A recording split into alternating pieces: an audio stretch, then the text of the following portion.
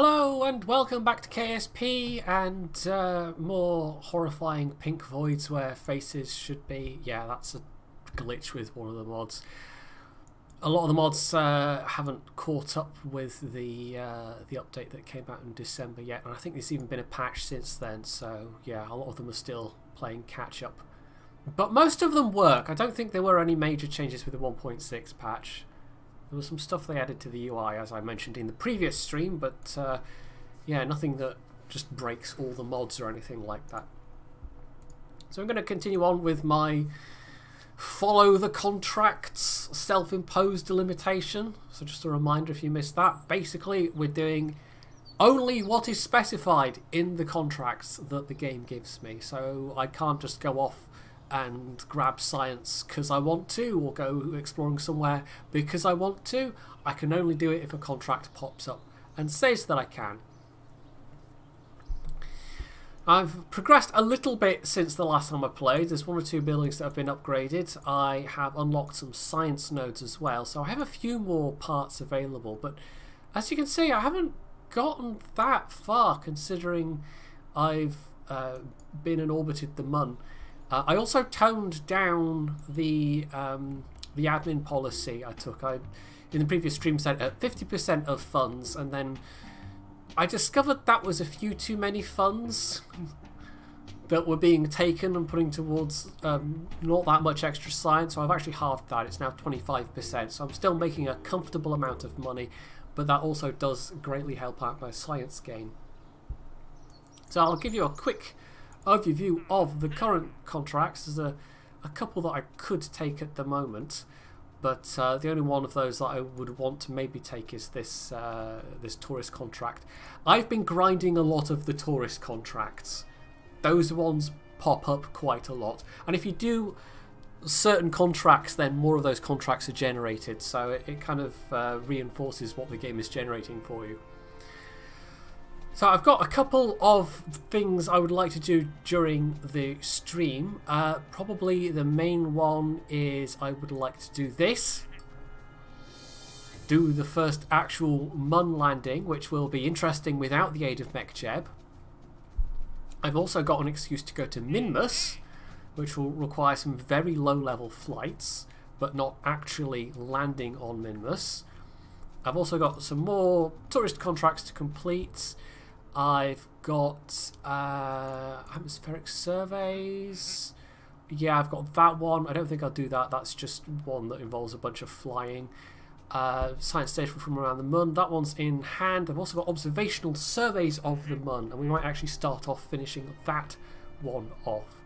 You might also remember I had a bunch of atmospheric contracts where they were above the level that standard jet engines could get to, and I had a brainwave, and thanks to tweak scale and a few iterations of different designs, my brainwave was stick a rocket on it. So basically I was flying this out to the areas where the contracts needed to be fulfilled, and then I would hit the rocket engine and that would boost me up to usually not more than like 23 kilometers at the maximum height, and that would give me enough height that I could fulfill the contract conditions of it. Was usually over 17 km, over 19 km, so you can't get that high up with the regular jet engines, even if you massively scale them up, as I discovered with this absurd monstrosity here. They just do not work well. You need the late game, the ramjet engines basically. Or the no, not the ramjet ones. The turbofans. Are they turbofans? No, these are turbofans. The ones that are basically fighter jet engines. You need those ones, and these ones just don't do it. So yeah, the solution was very Kerbal. It was rockets. Stick on a rocket. I also had this slightly odd-looking. I don't know, I just wanted to see how fast I could make a thing go. I'm still stuck with this landing gear. This one didn't actually end up being as fast as this one. I'm not entirely sure why. It's heavier and this one's lugging around oxidizer, but even when I was just in regular atmospheric flight using the jet engines only, this was still faster, I could get it to above Mach 1 in level flight even.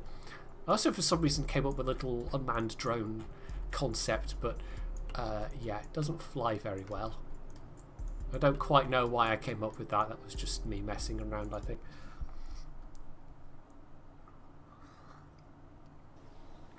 I did have one of my viewers, I don't know if he's watching at the moment, but yeah, he was apparently face-palming a bit at the aerodynamic qualities of my spacecraft, or my aircraft rather.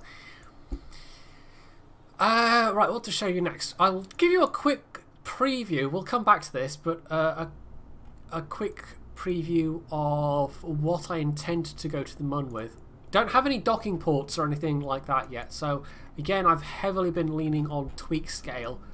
So I've got scaled up fuel tanks.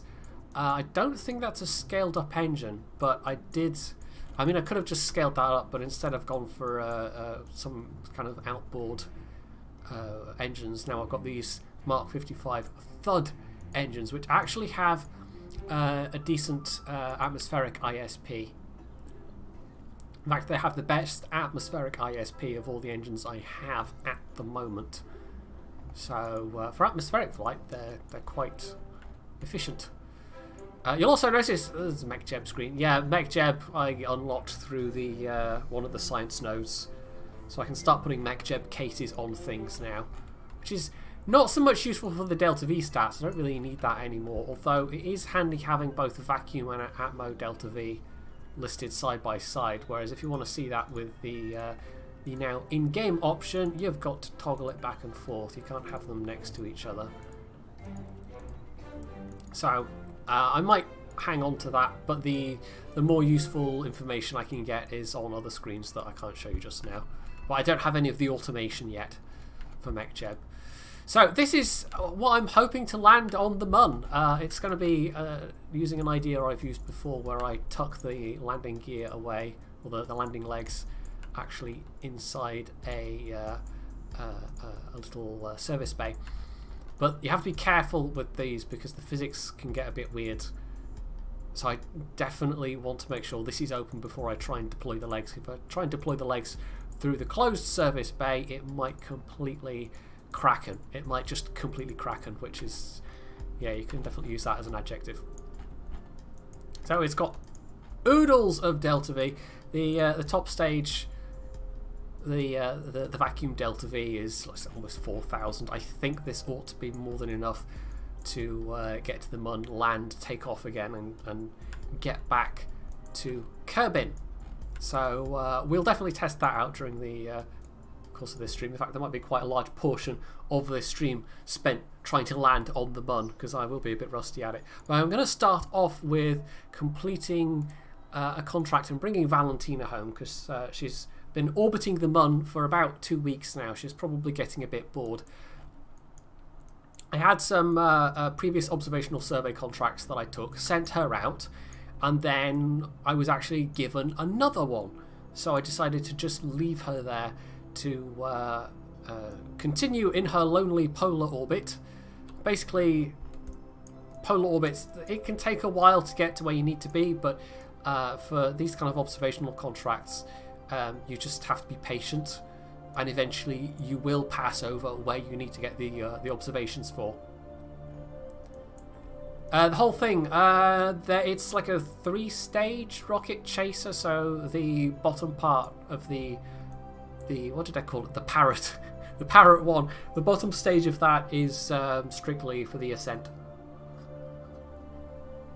Possibly thirsty and hungry. Well, fortunately, I am playing more or less stock KSP, so I don't have to worry about such things as Kerbal's dying to death of lack of oxygen and water and food and things. I have done that. I did do that in my previous modded career playthrough, but this time not so much. Well, this might take a couple of revolutions around the Mun, but it's only about a 40-minute orbit, and of course we are speeding that up. Yes, that's true. The Kerbals might photosynthesize.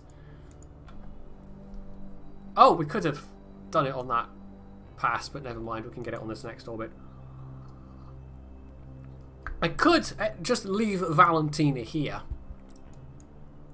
But no, I suspect we'll bring her home.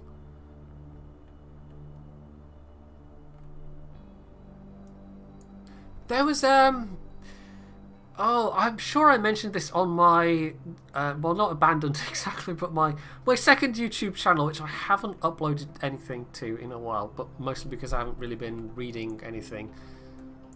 And I don't have access to Netflix at the moment, so that's kind of a major strand of a major point of that channel being there out of the window as well. Knights of Sidonia. It was like it's an anime with lots of interesting sci-fi concepts going on, and it also has giant kind of mecha robot flying space suit things, because of course. But yeah, one of the things in that is that in order to reduce the amount of food that humans cooped up in this giant ark need, they also photosynthesize.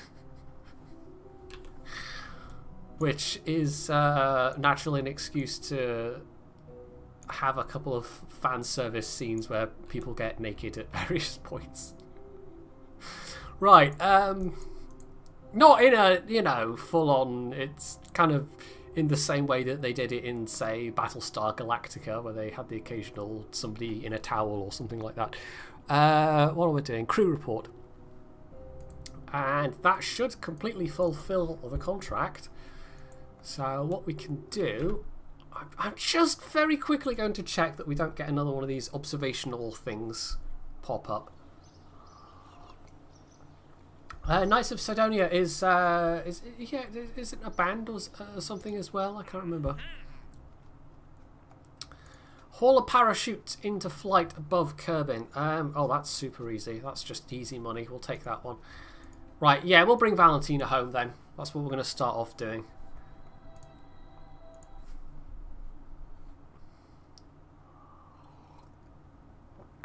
There's 2 seasons of it, and then the studio that was doing it moved on to other things, because they're not the studio that does long series, including some other stuff that's been up on Netflix. They did was it a 2-part or 3-part something of kind of Godzilla. I don't even know what you call it, anime film series. Right, this is a bit at the moment. Her orbit is perpendicular. Not perpendicular, parallel to the orbit is facing Kerbal. We need the Mun to be further round in its orbit. I think Valentina might actually be stuck here for a really long time. So obviously, if it's an equatorial orbit, then it doesn't really, you know, that's not an issue. We can just go back at any time. But we need the orbit to be kind of intersecting with Kerbal, which it isn't at the moment. We need it to be on the same plane. And so, yeah, Valentina's going to be stuck there a while. Okay, sorry, Valentina.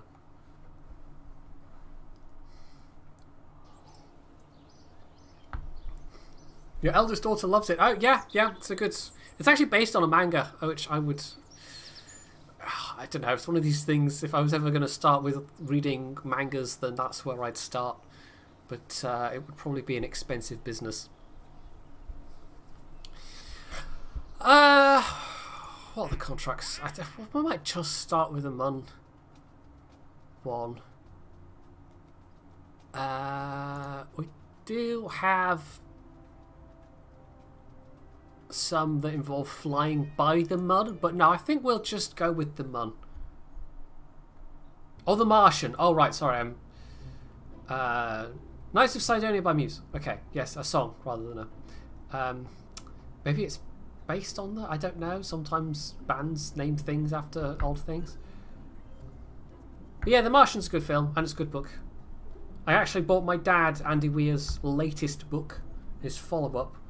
Well, I say his follow-up, his second book, let's put it that way. It's not connected to The Martian at all. But yeah, I bought that for my dad for Christmas. Check your staging! Exactly, in the immortal words of Scott Manley, who...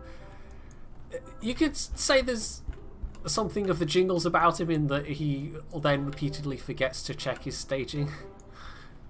But it's good advice, and we will in fact do that. And I can give you maybe a more thorough rundown of my rocket. So we've got the base stage with its multiple engines, with a fairly respectable 1.55 TWR, which gives us about. No, that's including. Okay, that's including the solid rocket boosters. So they're going to burn for about 45 seconds. Then we get another 50 odd seconds. And then we get to this stage with its outboard rockets, its LVT swivels, which the TWR, we should be high enough. That should get over 1 at that point. I don't know, that might need some tweaking. We might need to make these slightly bigger. I guess we'll see. He mostly streams Kerbal now. He switched his YouTube over to other stuff. But he still uses Kerbal for demonstration purposes every so often. Let's up the scale of those by 50 centimeters. There we go, TWR 1.02. We are still sea level, altitude, vacuum. Yeah, so this is our upper stage. This is what's going to kick us into orbit and then start us on our way to the Mun. I don't think it'll be enough delta V to get us all the way there. And then the upper stage is this little fella with a couple of slightly cheekily merged in scaled up fuel tanks. It's a little bit cheesy doing it this way, but I don't have fuel lines yet, so I cannot do drop tanks. The only radial decoupler I have is this, and these do not have fuel crossfeed. The normal ones do, the whatever you call them, the horizontal ones, I guess, that you can feed fuel across those just fine, but these ones, no, you need fuel lines, and I don't have fuel lines yet, so I'm having to cheese it. The alternative would be to have an excessively tall looking lander, or else I could have the lander be these 2.5 meter tanks, but then the whole affair gets much bigger. The launch stages then need to be bigger, everything gets more expensive, so this should be fine. This should be fine. Well, it's what we're going to find out. So we'll pick a new pilot. We've actually, because Valentina's currently tied up, I've recruited a new pilot, Urkal Kerman, but all she's done is fly. So this is going to be her first flight. She'll also be the first on the Mun. Jebediah and Valentina have already done orbits of the Mun, so they can sit and wait their turn. So let's launch. Doubtless we'll be going back to the editor to do lots of tweaking. I literally just designed this and tried to give it enough delta V. Haven't actually done even a single flight test yet, so who knows? Who knows what will happen?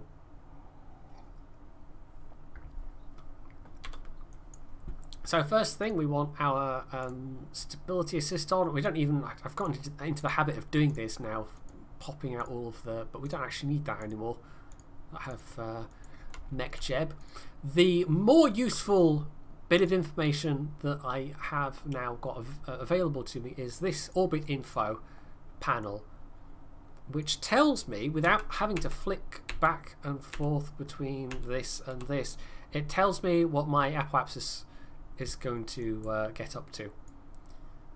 Obviously I'm still going to have to go to the orbital view to then set my maneuver nodes and the rest of it, but yeah, it means I don't have to keep going back and forth and trying to keep an eye on the remaining burn time and where my apoapsis is, and sometimes I've ended up in a higher orbit than I meant to be, just because I had to wait the last couple of seconds to then stage a rocket and then pop out, only just discover I'm at 90 kilometers and climbing for my apoapsis already.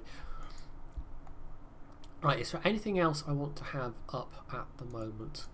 We'll drop a quick save here as well, just because yeah, we might be going back and forth a lot. So the contract, I think it literally just specifies plant a flag on the Mun. We do also have recover scientific data from space around the Mun, but that's already going to be qualified, covered by Valentina. Valentina will be bringing back some data, so I kind of already done that one. I could cheese it a bit, but I'm trying not to be too ridiculous about this.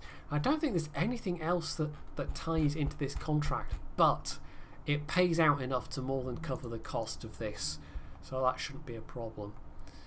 So, oh, we need to throttle all the way up. That would help. That would definitely help. I don't know why I was only partially throttled up. And oh, okay, why? There we go. That's the whoa. That's the direction I want to be going in. This is why I prefer MechJeb. MechJeb's a much more reliable way of launching rockets than I am, but I can just about get by. I'll throttle down the main engines a bit because TWR is. You don't want to go too fast too quickly. You want to get out of the thicker part of the atmosphere as quick as possible, as I understand the theory. But if you're going too fast, too quick, then that's actually counterproductive. And if you're going fast enough that you then get like heating effects occurring, then you're definitely going too fast. Right, we're actually dropping in. Oh, we want surface speed. I don't know why we want surface speed. Orbital speed. Start to turn over a little bit. I think we'll get into orbit with quite a lot of this stage left, so this will be like the primary lunar injection for the most part. It's because I'm not launching a lot of weight, even with these extra fuel tanks. It's literally a single capsule. Doesn't even have any science experiments.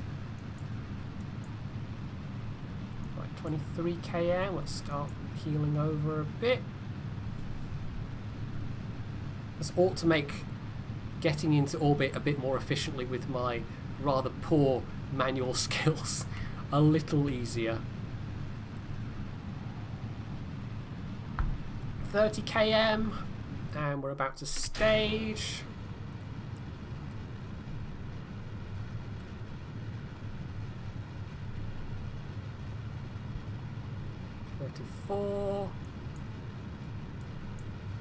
Loads of fuel in this stage. Don't have an excessive TWR or anything like that. I'm trying to correct back so we're getting to, trying to stay on the 90-degree marker, but I suspect this might not be a quite. Yeah, we're going to be at a slightly wonky orbit, but hopefully not too far off the plane of where we need to be.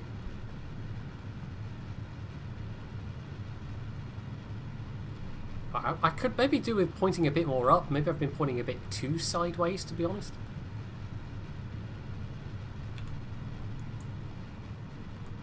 We're getting there, though. And the more sideways you do, which obviously talking in technical terms here, the more sideways you go, then the less delta V you need to actually circularize the airport. The orbit. Where did airport come from? That sounds nothing like the... Anyway, I wasn't even paying attention to the fact we were already at 86 kilometers. I was just so befuddled by randomly saying airport, which totally made sense. Right, we could... I reckon I've probably got enough oomph with this rocket that I could go for a direct lunar injection if I timed the takeoff correctly, but I am not that fancy and anything, so yeah, we don't. Wow, that's less than 600 meters delta V. Normally I count it a you know, efficient orbiting maneuver if it's around 900, but I don't know if this was still a particularly efficient launch.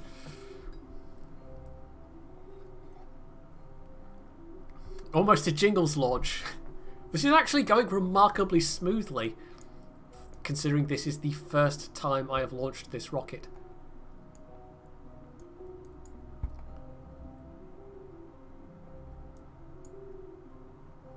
Normally, when I get to the stage of building rockets that can go to the Mun, it's a rather more long-winded affair in terms of the tweaking that I need to do. I've actually got some lights on this one as well. I now have access to a couple of lamps. These ones are slightly scaled down. Again, and I cannot say this enough, tweak scale is so good. Tweak scale should be just a part of the base game. And just the way tweak scale is implemented, you think it'd be completely cheesy, and maybe there's one or two instances where it is, but generally if you scale stuff up, it gets appropriately more expensive. And there's even some of the science experiments where if you scale them down in size, it gets more expensive. You can have a really tiny science junior, but it massively increases the cost. I've actually got some solar panels as well. This is one of the science nodes I unlocked. I now have the basic solar panels, which will be enough to keep my electric charge from dropping. But I did also stick a battery pack or two on this as well. So now I've got batteries and solar panels. This makes voyages a lot easier. I really didn't want to attempt a moon landing before I got to that point. Hell, Valentina's craft doesn't have any solar panels. So her entire current attitude control of the craft relies on just the remaining like 30 odd electrical units she has left. So, orbit. That's a good start. We have a good 680, just over 680 meters a second left. 30-second burn, and then we have nearly 4,000 meters a second delta V, because it's an all-in-one orbiter, lander, return vehicle. It has to be. I don't have docking ports.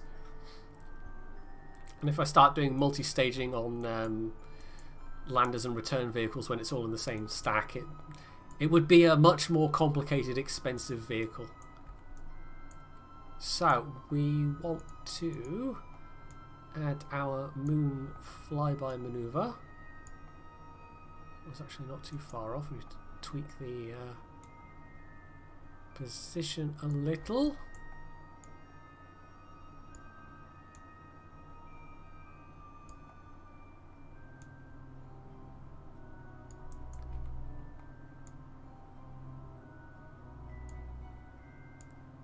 Right, I think that'll do. 879. Get ourselves pointed the correct way. It's a little sluggish. I don't have any reaction control beyond the command pod itself at the moment, so yeah. Although, I've been doing this manual up until now, but now I've got smartass available as part of MechJeb. I can cheat. Well, not cheat exactly, but it gives me access to being able to tell the craft to point at a node, even though I don't have pilots that have that skill yet. I can have the computer do it.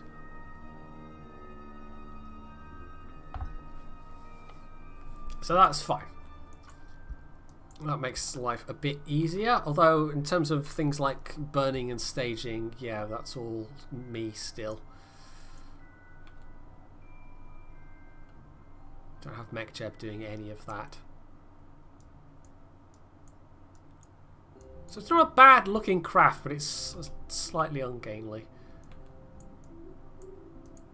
I wasn't convinced at first about using these, but then I looked at my alternatives, and well, it would have been more thud engines or a massively scaled up one of these, and neither of those was a particularly attractive solution.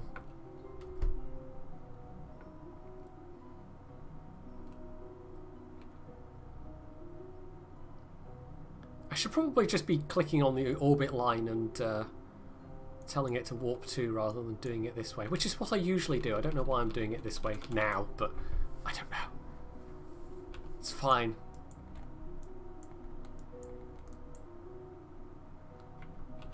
So what should we call this craft? I mean, the design is the Parrot one, but yeah, what are we calling this? Although, maybe not just right this instant, but decide on a name for me, chat. I mean, I could just call it like the Odyssey or something like that, but yeah. Or we could just leave it as parrot, and then Urkal's first words when she's on the surface would be, the parrot has landed. Which is kind of appropriate, really.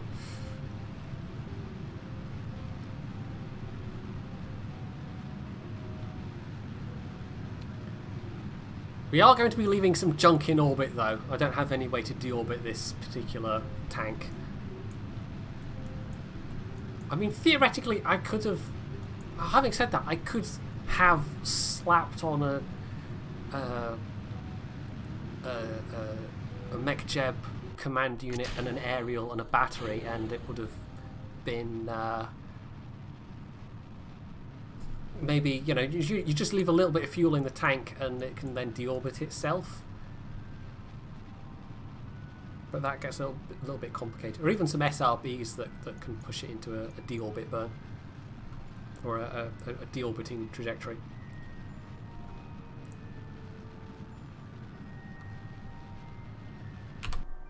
Right. Now we don't have part groups yet. So we're just going to open those now. We haven't upgraded the VAB quite that much. So far so good. We used up about 200 meters a second on the actual injection burn, but that's not exactly a lot overall.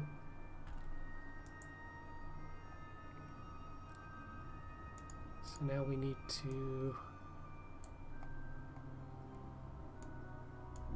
get ourselves, let's say, perhaps it's at 20 km? Although that'll flip round and be the apoapsis once we've actually done the burn, but yeah. So once again, we can have that do that for us, pointing at the node, that's fine. It's unlikely we'll get her that close to Valentina's pod, but you never know, they might be able to wave at each other.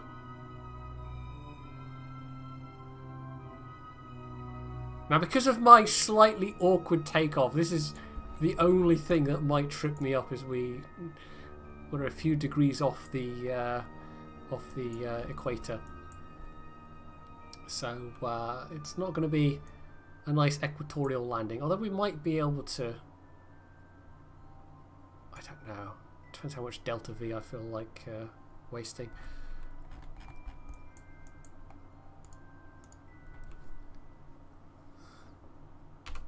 Whoop. Okay, we're getting a bit close to the burn marker there. The Rubber Ducky 1. The Lati 2.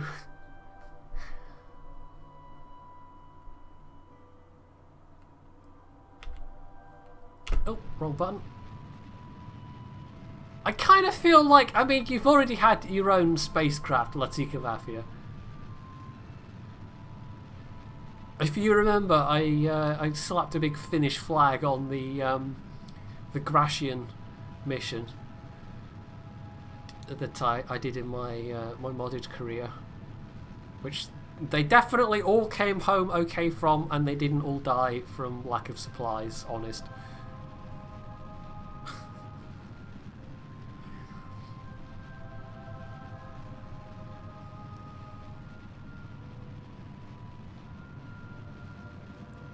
I could call them after Scottish islands, that's true.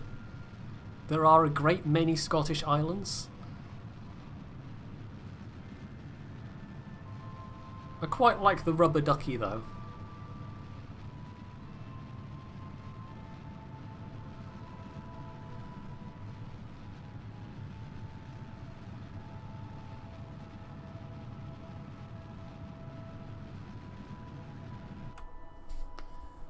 Right. That was more or less bang on the money.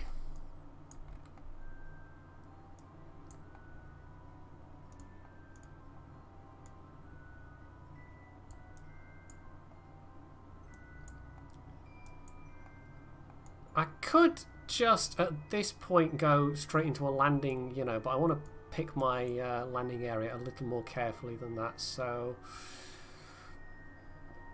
that's fine. And the amount of delta V required to circularize that isn't great. The biggest chunk is going to be used landing and taking off again.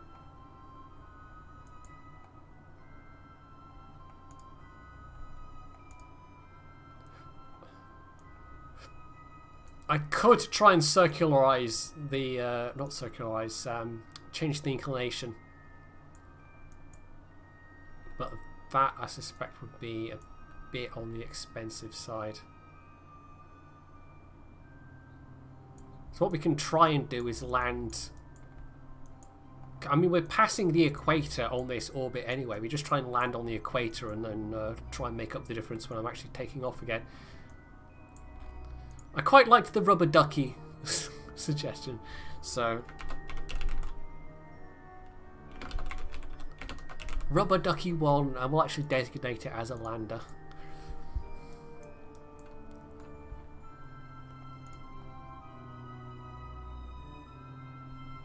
So I'll get that sat on the node.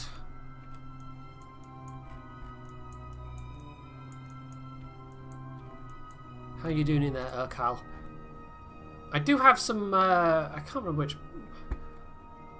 I think it'll be, I did add, I keep remembering these little things I added, and it's technically a sort of cosmetic mod, but it does add one part, the raster prop monitor mod, which adds functional displays inside cockpits, gives you external cameras as parts you can place, but you don't get any of those screens in the basic command pod. So I could have had some neat little camera views, and it's a great way to do missions literally sat in the command seat when you're not even looking at the outside of the craft, you're doing it all from the pilot's point of view. And you can have all the displays have the relevant data that you need in the cockpit in front of you, but you can't do that with the basic cockpit.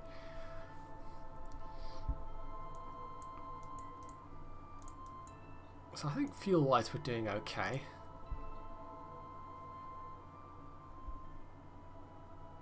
By the time we've touched down on the surface, it'll be very easy to take off again because we'll have burned a lot of the weight of fuel.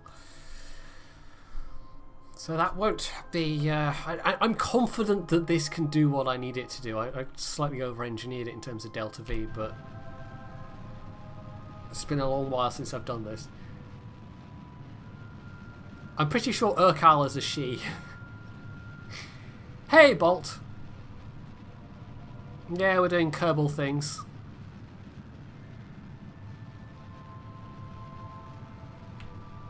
Oh.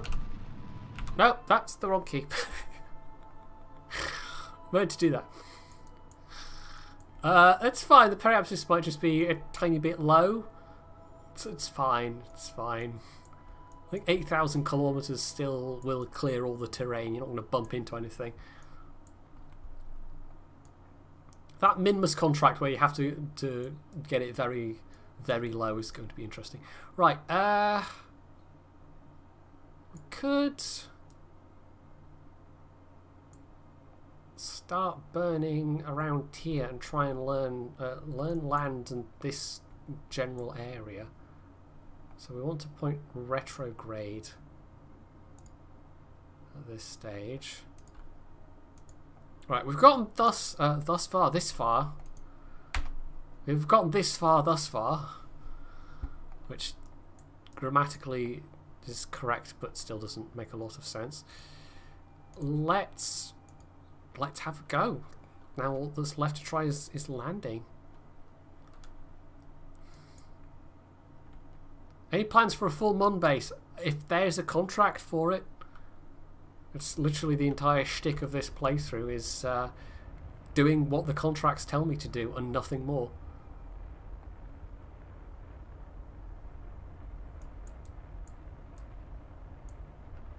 Right, this is going to be maybe slightly awkward terrain to land in. I probably should have started burning a bit further out, to be honest. We'll try this. If it doesn't, like, if this is wasting too much fuel, I'll just revert and we'll go around to the. In fact, you know what? We will go around to the day side because it'll be a lot easier rather than trying to land in the darkness. I don't want to land in the darkness. That's a bad plan.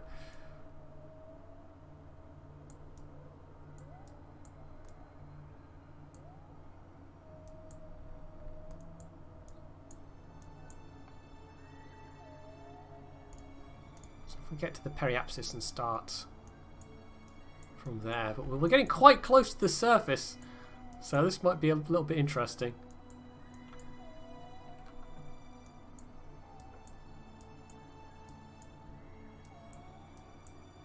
Hopefully not too close. There's 10 kilometers.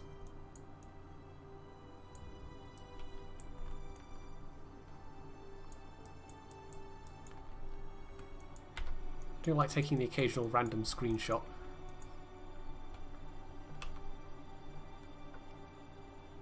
I think the Mun is, yeah, I think it's the same face that always faces Kerbal.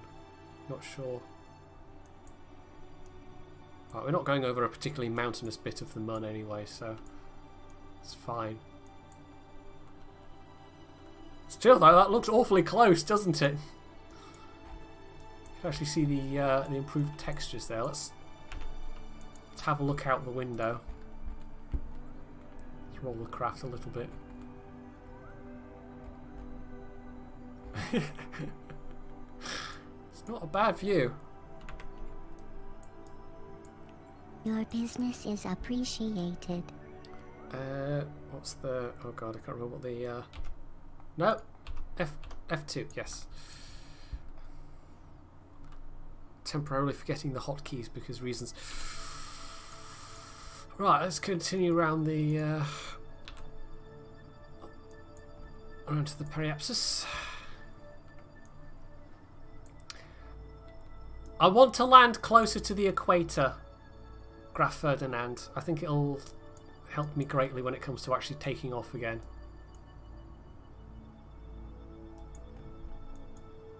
If I don't completely mess it up.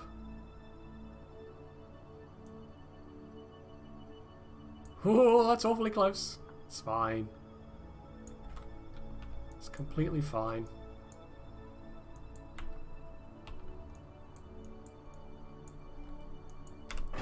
There's no reason I don't put the landing gear out at this stage, I suppose. Right. So the idea is we want to come down around here somewhere, but hopefully it's not too rough. We'll start burning retrograde. And yeah, so the earlier aborted attempt, it was way too late that I started burning. Right, let's try about there. And then now we'll get to see if I can remember at all how to do any kind of manual landing.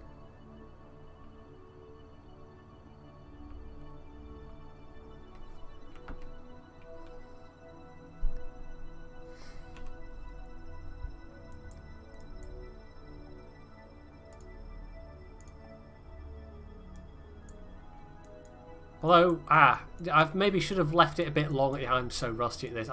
Because when I start decelerating, it's going to pull my landing point forward, and I'm going to end up in this big crater, which is partially shadowed. But this is fine.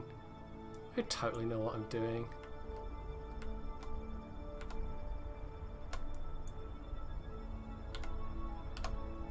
This is all just me eyeballing it as well. There are various tools for MechJeb, including something that will land you automatically, but I don't have any of that.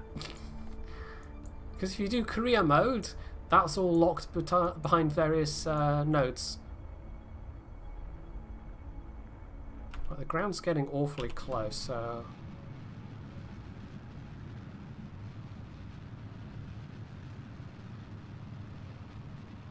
We do have lights. We have these lights. We at least have some lights.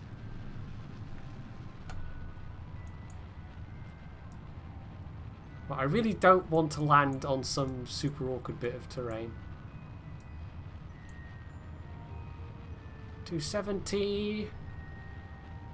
250. Are we still going too fast? I don't know. Let's throttle up again. This might end up being the part where I have to do multiple attempts. Oh, right, let's throttle down. 100 meters a second. If we can land this area here somewhere, I think that will be ideal. That looks reasonably flat. Inside this crater might be a bit more of a problem. Let's throttle down a bit. Let's keep it very, very low. Delta V is looking fine. At some point we're going to want to switch. At some point very soon we're going to want to switch from retrograde pointing to just kill rotation. Right, let's do that now.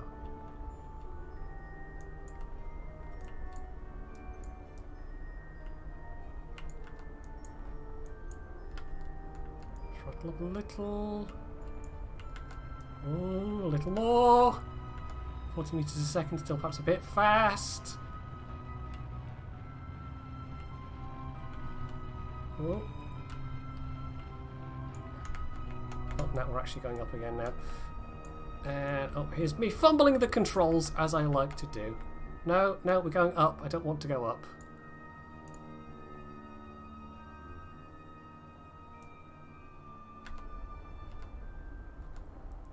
Fortunately, we have fuel to spare, kind of thing, so I'm not too worried.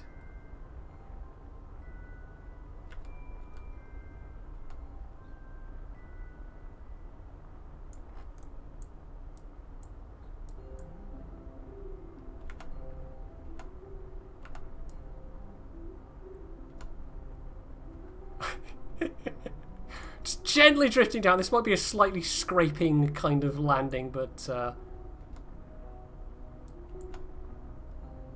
9 meters a second. 8. No. Oh, no, no, no, no. What are you doing? What are you doing? Rocket, rocket. Yeah. We might need to try that again.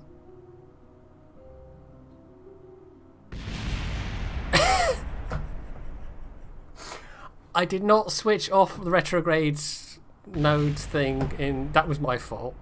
That was entirely my fault.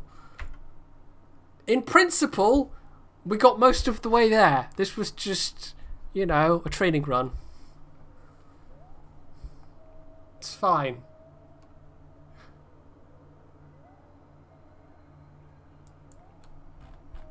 Completely fine. Sort of.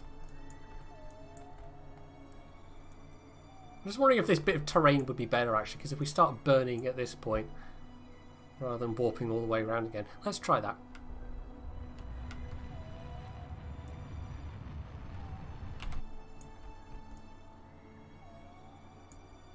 Maybe that kind of region there could go for.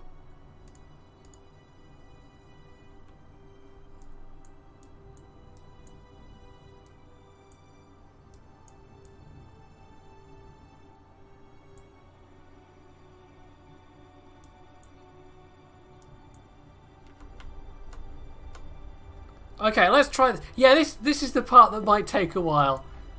I haven't done this sort of thing in a long time. Frankly, MechJeb can do it a lot better than I can.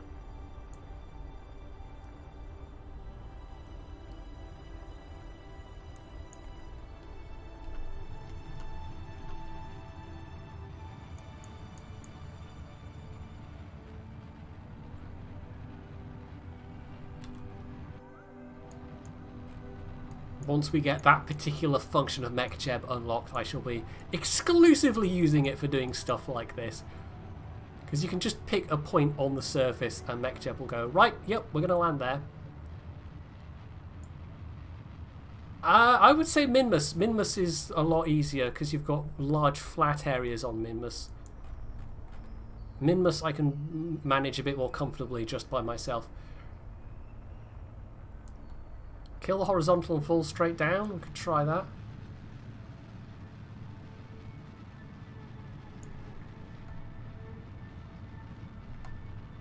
This time I'm going to have to be a lot sharper on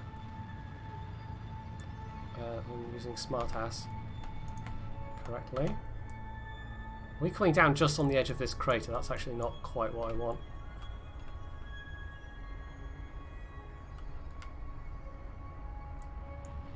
Oh, landing gear, and I've ballsed it up. I've ballsed it up. We're coming down in a really bad place.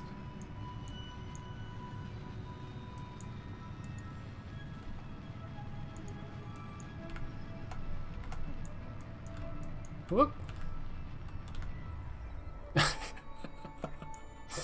I totally know what I'm doing. This would be so much easier if I had RCS. Right, kill rotation. If I had any kind of RCS. I want to kind of point this way a bit.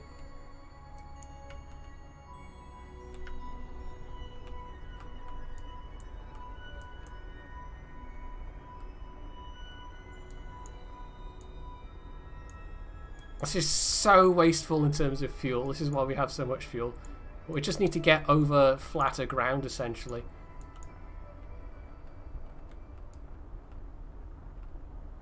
This terrain over here looks reasonably suited for my purpose. This is fine. It's totally fine.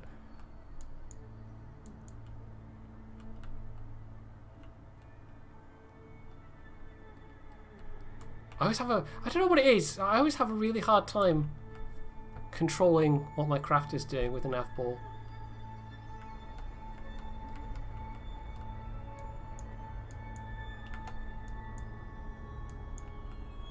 That's slightly that way. This is not super flat terrain, but it'll do.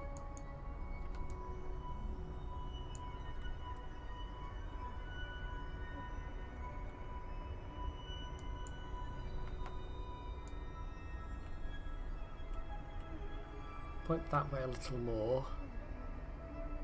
Arrest my sideways motion.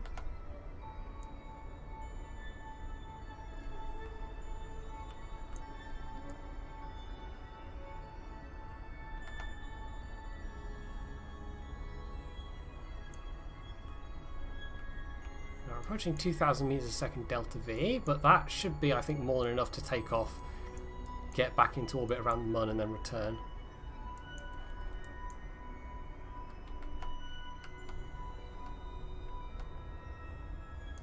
Whoa, bit more throttle.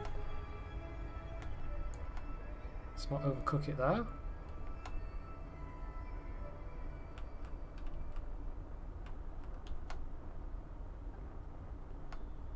Come on, nice gentle touchdown. We're just hovering over the surface at this point. Come on, Urkal, let's get this thing set down.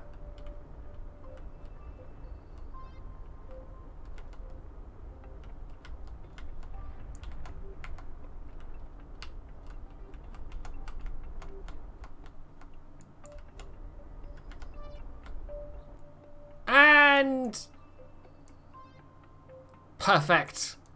A perfect Kerbal touchdown.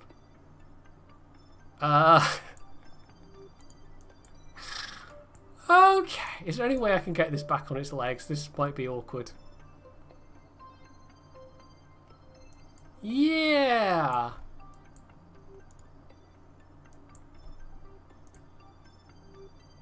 I don't think I don't know. Maybe I should have tweaked the damper strength. I didn't even think of that. Tweaking the landing legs. It's fine. It's totally fine. This is a 10 out of 10 Kerbal Space Program landing.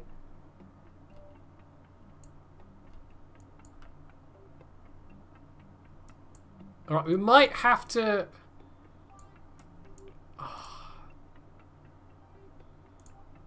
Right, I'm just going to shut down the engine just to be on the safe side.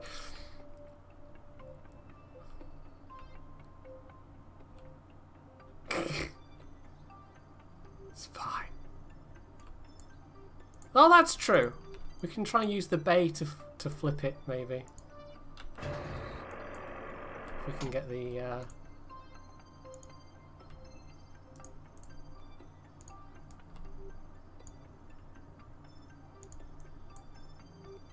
Whee! No, I'm not sure the legs deploy quick enough. I'll actually drop a save here.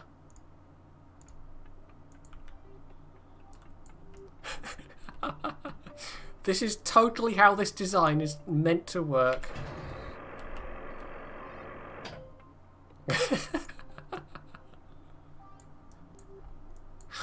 Yeah, this is definitely going according to plan. Let's try it one more time. We might just have to try and rock it off the surface and hope for the best.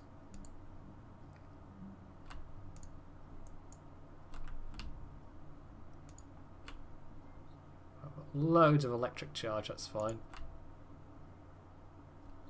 Nope.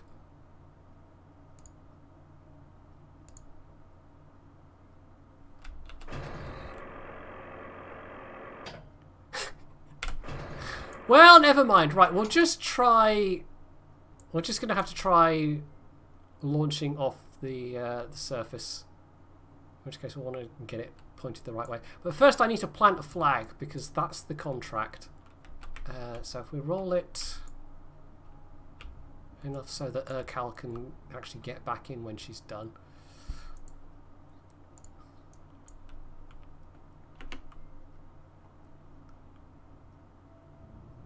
No, that was a quick save. This was an actual... Hitting F5 is a separate save file than if you save from this menu here.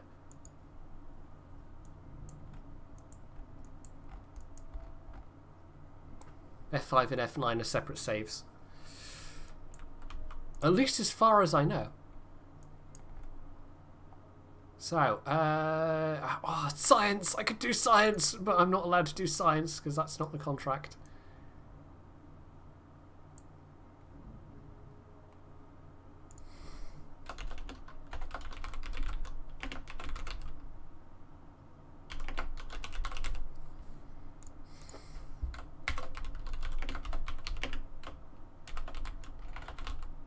What's today's date? It's the 12th, right?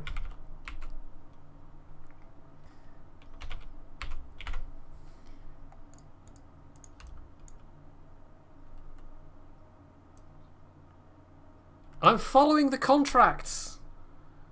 Slightly bored. That's my whole thing with this particular career mode that I'm trying off, is I only do what is specified in the contract. That's what we're going to do. Close that.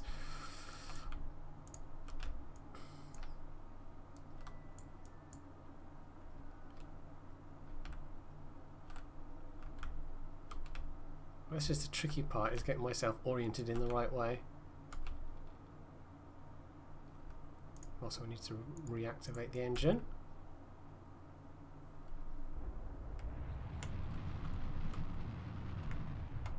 It's fine. It's fine. I was never worried. Who even needs landing gear? Landing gear is for wimps. Right, what we do need to try and do, though, is...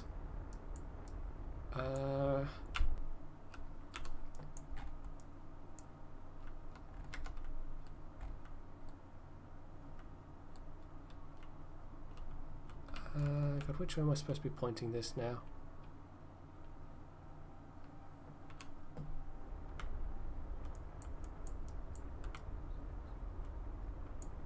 I don't think we're going to get a nice... that way. We need to point more this way. Try and change my inclination closer to 0.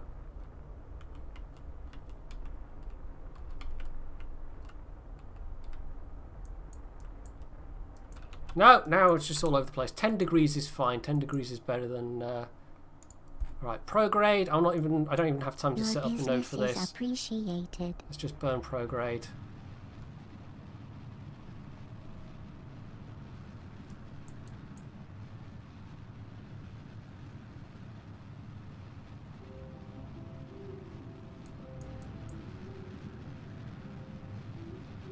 It's the world's most super inefficient way of taking off from the mun.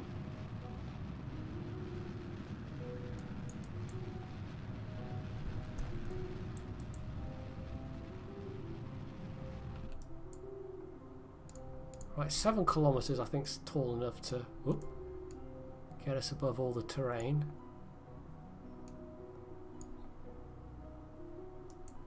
Right.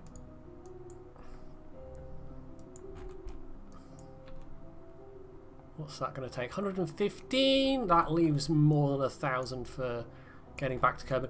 And that's a less eccentric inclination than we actually started off with. So it wasn't exactly a clean takeoff, but we did it on the first try. Or we did the takeoff on the first try. The fact that I only had 2 goes at landing, though, that's incredibly surprising. I was expecting to have to do that multiple times.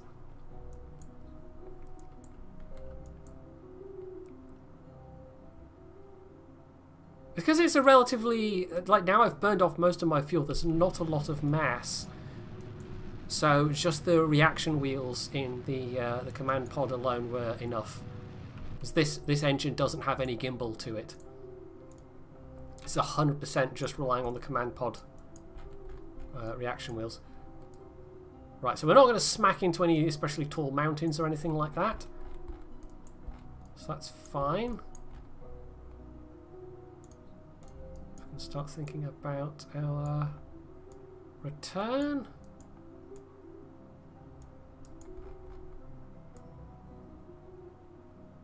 That's going to put us in a super wide orbit, though.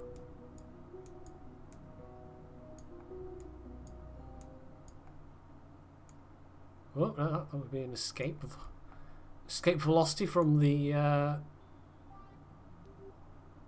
there we go. That's more like it.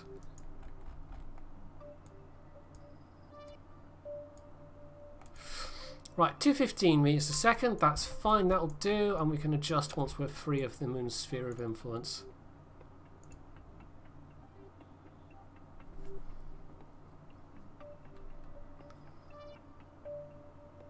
Yeah, that's it. I was using up that fuel on purpose. It wasn't that I knew I'd be absolutely horrible at landing and would undoubtedly muck it up and needs way more fuel than an efficient person that knew what they were doing would need.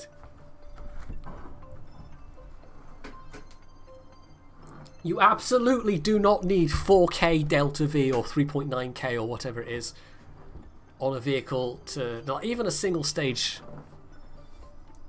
all-in-one, you know, integrated lander like this that is the orbiter and the lander and the return vehicle all at the same time. You don't need 4K Delta V.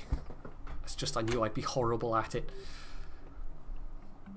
But this has all gone smoother than I thought it would. I'm really not I'm not going to lie.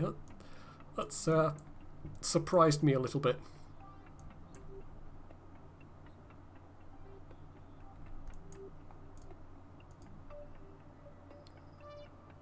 Right, this will be a relatively short burn because our TWR is now quite good now that we've burned off most of the fuel.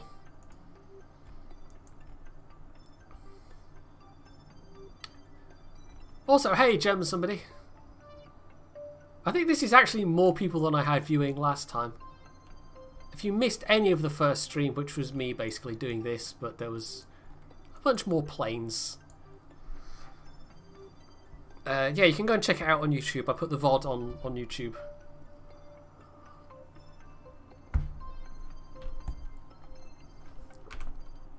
Alright, 20 odd seconds. We're nearly there. 10 seconds.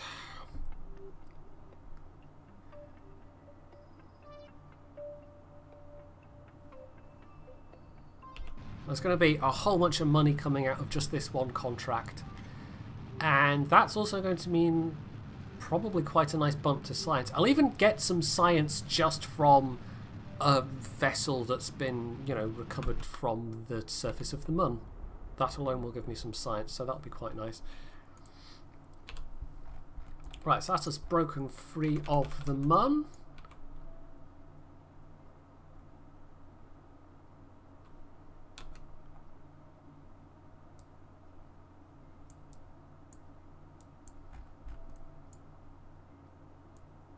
There we go, there's our landing site. Just passing over it once again. I don't know why the Mun's done that. That's a bit Okay, that's one of the visual mods having a little funny. Either that or I don't know. Half of the mun is being eaten, you guys. It's wow. Nanobots? I think it's nanobots. Nanobots are eating the mun. Or else it is just a visual glitch with one of the mods. That looks super freaky though. Yeah, nanobots just ate the surface of the mun and now it's a featureless grey ball. That is kind of creepy.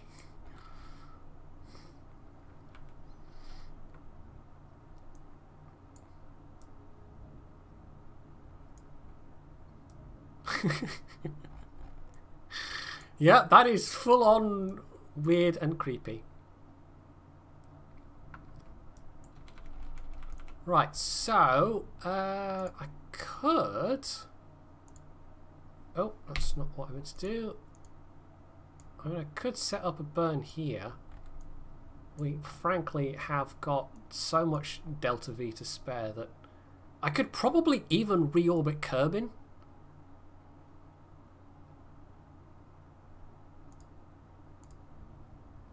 I don't know if we've got enough for that though. We're not trying to anyway, we don't have to.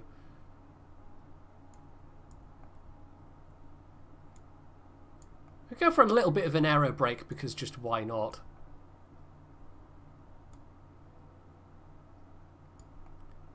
Skirt the top of the atmosphere. 54 is too much.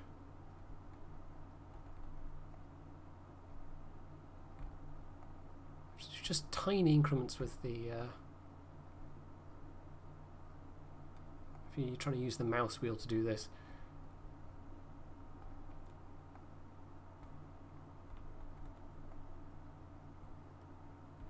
There's always this there's a weird acceleration thing that goes on when you're trying to use the mouse wheel to fine-tune the points, and it just jumps a little bit too far. We're only going to do a single aero brake pass though. This is just because why not? I'm going to get it down to about 65. Right, that'll do. Yeah, Valentina's still... She's just going to have to wait. She's her craft has about 1400 meters a second delta V, but in order to change her inclination to actually... not inclination.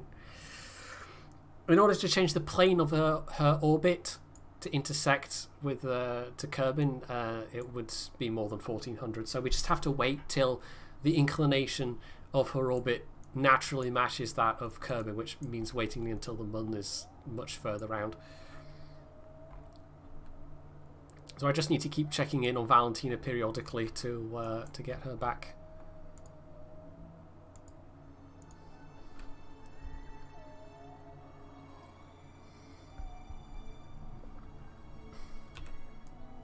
And see if the mun is still... No, it's been reconstituted by the nanobots. That was seriously quite weird though, seeing it do that.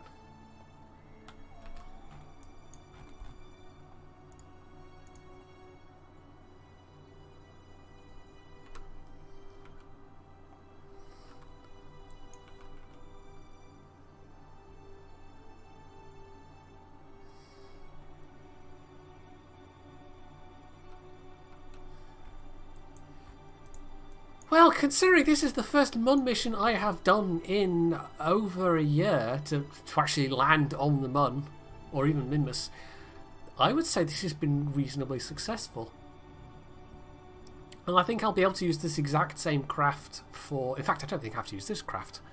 I can use the cheaper one that I used to orbit the mun to get to Minmus and do the temperature surveys.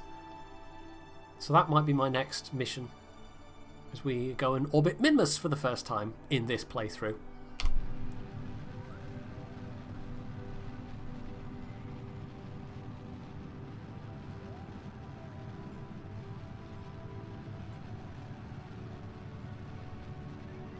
So there's that burn.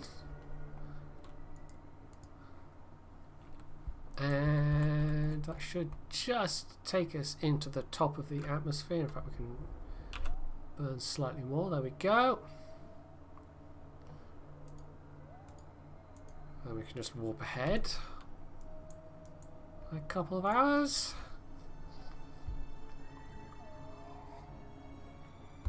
Yeah, this was a lot more successful, and the design is fine, apart from I might need to tweak the springiness of the landing legs, or maybe even just scale up the landing legs a bit. I don't know.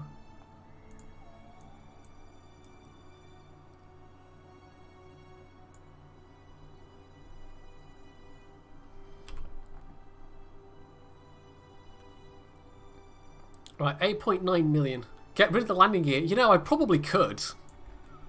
The landing gear is probably just superfluous, but then if you're landing on the engine bell and you wreck the engine bell, then rip.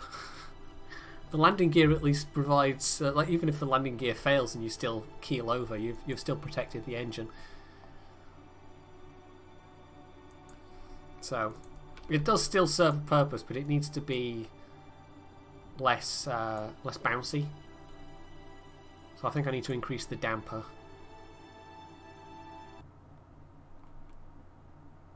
So we might get some slight atmospheric heating effects, but it should be okay. In fact, I don't want to do this in warp, do I, if I remember correctly?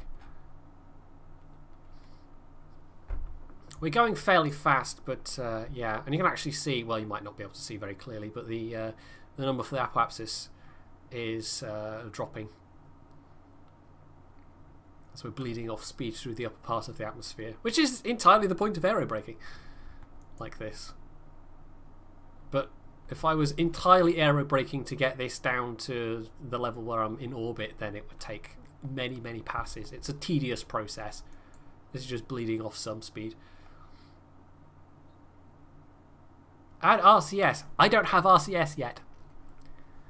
That's all locked behind a node I haven't gotten to yet, so this is me doing missions with the technology I have available and the aid of tweak scale. If I was doing it without tweak scale, it'd be even harder.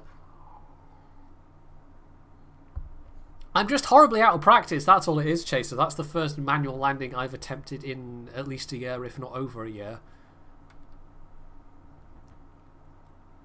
The fact I even did it that successfully is a surprise to, oh, probably everyone. Well, there's no way we have enough delta V to bring that down to where we need to be, but yeah, we'll just burn a little retrograde and bring that orbit down even more. Well, I'll actually just F5 it at this point before I do anything too drastic. We have got plenty of ablator.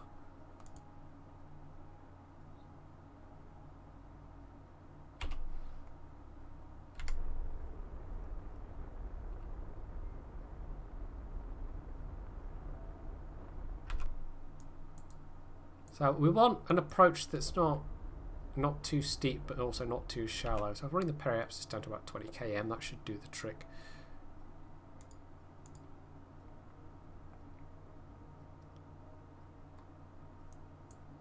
So yeah, once RCS becomes a thing, landers will be a lot easier. Because relying purely on reaction wheels is you don't get the same, you know, the translation that you get with reaction wheels. Not that I'm super good with RCS anyway, but I'm good enough to manually dock two craft together, for instance. Right, let's just buzz the remaining fuel to kill off some velocity as we're coming down here.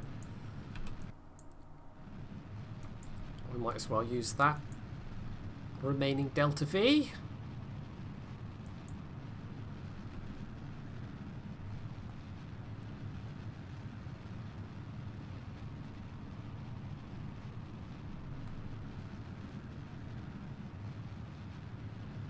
I don't think I could get all of this down through the atmosphere with this current configuration. If I came down a bit slower and I had a few more parachutes, maybe. And it would save me some money. But money's not really been a concern on this playthrough. Money's not the tricky thing. It's fine. It's fine. It's completely fine. It's fine. That was meant to happen.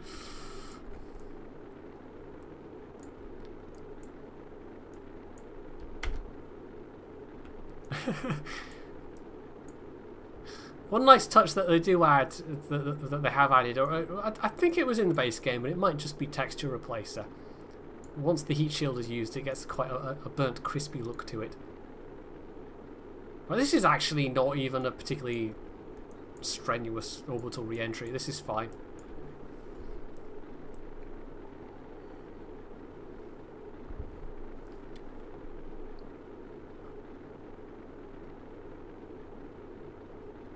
So this was way more successful than I thought it would be. Way more successful. Where are we coming down? I think the clouds cover actually makes it quite difficult to let's pop the chute at that point.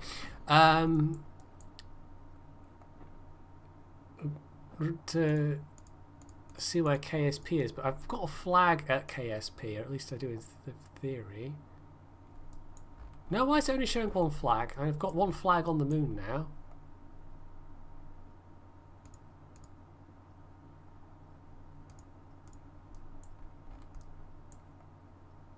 Okay, we should have a flag at KSP. I don't know why that's disappeared.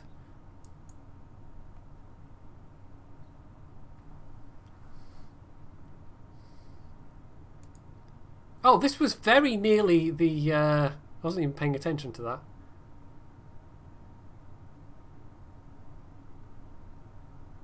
I could have put on the Mark 16 XL parachute and just scaled it down and done that with this mission as well, because we've just met all the parameters, but never mind.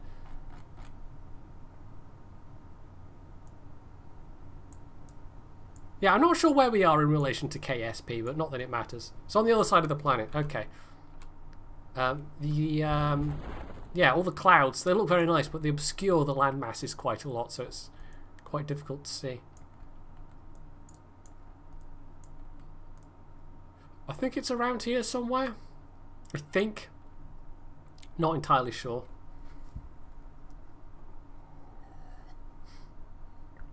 I've gone into the habit of, as soon as it shows it's safe to deploy the chute, what I usually do is I pop the chute and then tab out. This is when I'm just playing. Obviously I'm not doing that now, but yeah, I just tab out for the couple of minutes it takes to get down to the ground. You can also speed things up a little bit, but you have to be watching carefully, because if you are physics warping whilst you land, that can be really bad. You don't want to do that.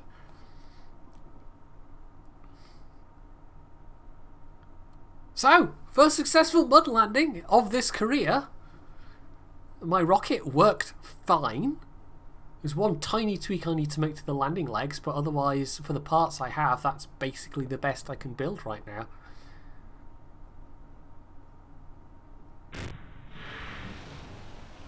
Oh, those are contract markers, but I think they are relatively close to the base.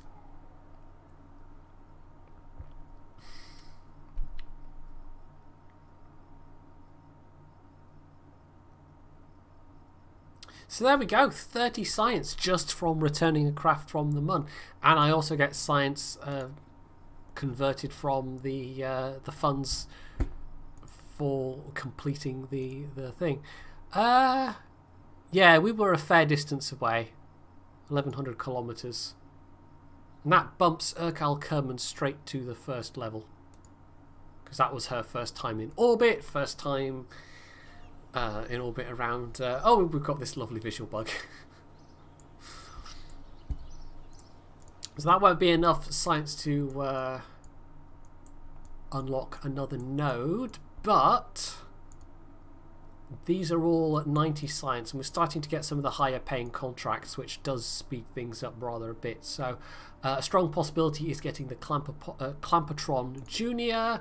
We can get things like the ladder or the 4-person module. The rover wheels might be useful, but not maybe that useful yet. This is a very strong contender. RCS. It's also the Mark 1 lander cam, but mostly RCS. This is probably what we'll get next. Stronger landing legs, bigger heat shield. The nose cone shell thing, the airstream protective shells they call it in the game. That's going to be very, very useful as well. But I think probably RCS. Bigger tank parts. Of course, we can scale up tank parts at the moment, but it's more cost effective to use the proper scaled ones. This will be useful, and this will be very useful. The skipper main engine. That becomes a very useful mainstay. But I think RCS. Right, so temperature surveys, we're not interested in that. Science data from the surface of the Mun. So that is a good excuse to go and gather some science data. And I can decide myself exactly which science experiment I want to take. Probably just a thermometer, because it weighs the least. Tourist contract, fly by the Mun, orbit the Mun. I think what we'll do is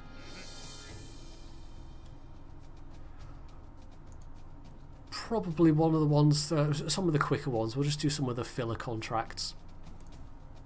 That one, for instance, and I think we've got a tourist contract to finish off. That's just a suborbital and an orbital hop. That also requires... That's a separate one, really, isn't it? Who is that? Sean Wynn and Stammy. We might do those two. And do that leg and get a few more funds available. And we can also combine that with a Mark 16. We're still getting this odd... Normally that's gone away by this point. It's a very high tide.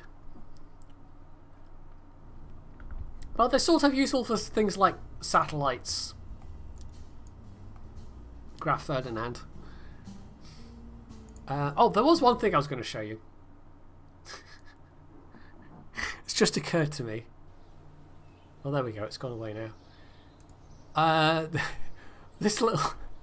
I needed some... I got some ground contracts. So I decided I needed a vehicle, a ground vehicle. But at the moment I have no buggy parts. I don't have an external command seat or anything like that. So I had to improvise. And so I scaled down a Juno. It's a very, very tiny Juno engine. And it was, as you can see from the barometer, which I haven't even taken off yet. Yeah, that was what it was. That I had to take some pressure readings. Unfortunately, because it's tricycle, it's horribly unstable. So yeah, you have to be very careful about not making sharp turns.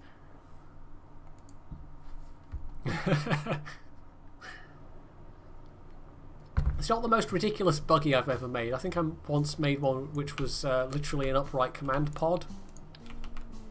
Like that, and then it basically had 4 wheels coming out the corners. It was quite a weird looking thing.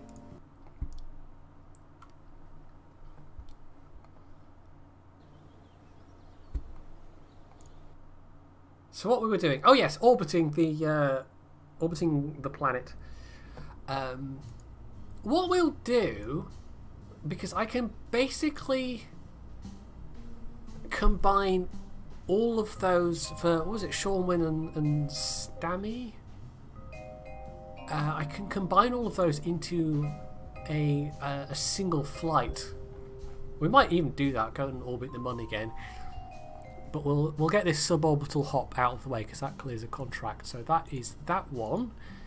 And we can, at the same time... we should be able to... utility, there we go.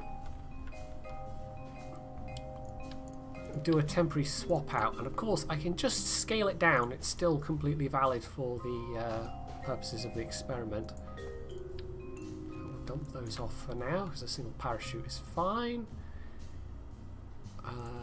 That's a bigger, higher strength parachute anyway. It should be fine. So it was... oh god, I have so many tourists at the moment.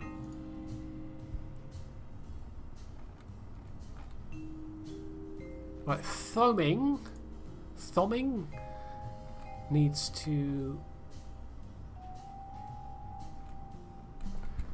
just go on a suborbital hop. Suborbital orbit around the Mun, orbit around Kerbin, orbit around the Mun. See, these will be separate flights because I can do all of these things inside of a separate flight. So I'll do one of those next, but it won't be this rocket. You know what? We'll take Bill. Bill's done literally nothing.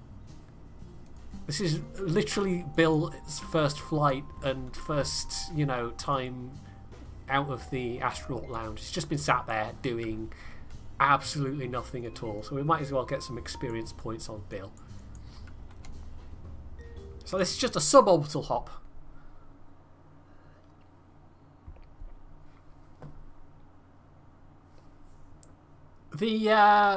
If you're still talking about the buggy, I still only have the tricycle landing gear.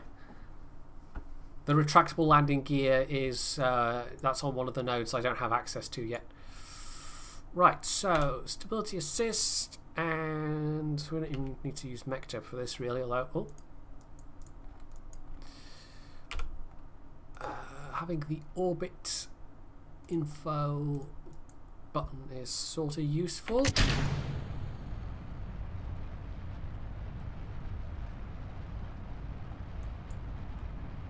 We're just going up again and coming down, and we'll also have that open. Oh no, wait, this is an orbital. Well, this one will get to orbit, so that's fine. We need to get to orbit, not just be suborbital. Okay. Which is fine, that's what this one can do.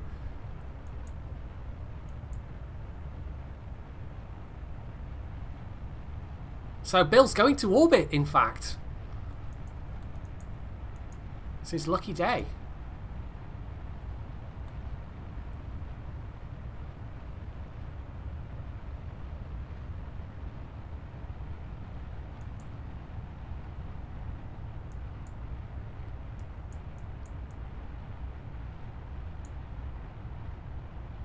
Right, we're probably accelerating a little fast at the moment, but that'll drop off once the SRBs are done. In fact, we're getting heating effects, so we're definitely travelling a bit too fast for this stage of the atmosphere. But never mind.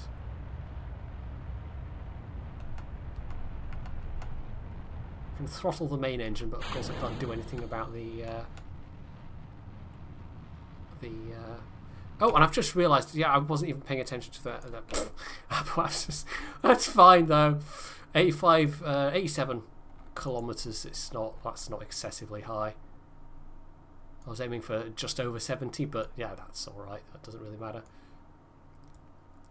So I've discovered the trick with these is, you can get orbital and suborbital flights on basically the same flight by just you deliberately go slightly suborbital and then you just kick yourself into going orbital, and hey presto, you've done both at the same time. And I don't know why I never realised that before.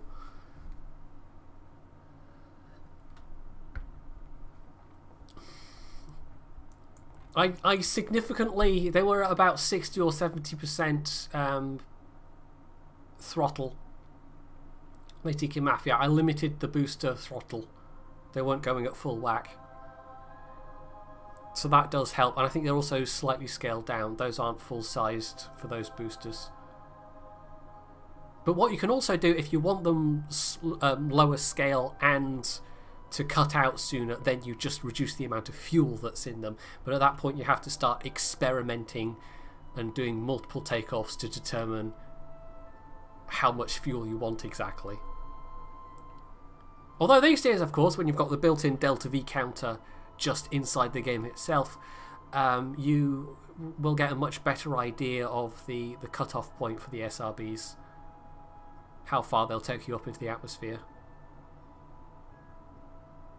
But you might still need to do some experimentation even so to find the optimal way of doing it.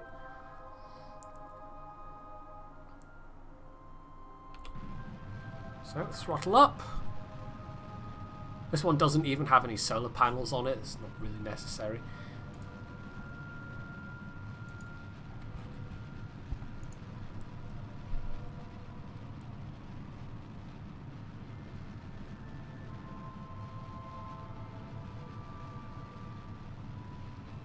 Well, these days, fortunately, you don't have to do that, Latika Mafia, but yeah, 20 launches sounds a bit... that's some serious fine-tuning. If you ever needed an excuse to update the game and start playing around with it, though, the fact that there's all this information now in the game for you.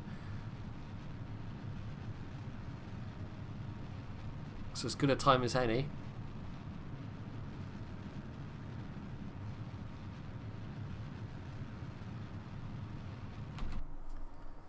Right, suborbital flight, so we've got a circular orbit, but we've gotten stabilised the periapsis at 65 kilometres, so that counts as a suborbital flight.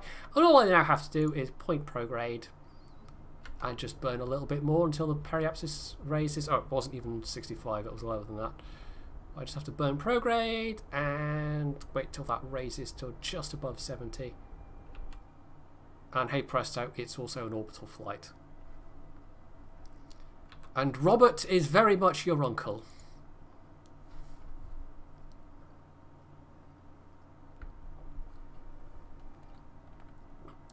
So, how are you enjoying things, Bill? Apart from having to deal with a very bearded looking Kerbal. This is entirely the texture replacer mod. I think you can tweak things.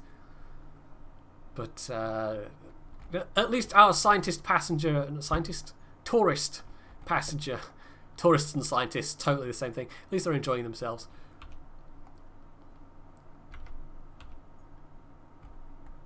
That's not a bad view. I think you can actually get higher res like cloud texture packs, but obviously that's going to take more memory. Because KSP just does load everything into memory. Which is why before they moved to the current game engine, it was possible. It's like old Skyrim before that moved to a 64-bit client. It was possible to mod it to death. You could easily have KSP running out of memory because it couldn't use more than a certain amount of memory because it was a 32-bit application. Well, we're up here and now we're going to go down again. You've had your little hop, so let's re-enter the atmosphere. And now we have to keep a sharp eye on that.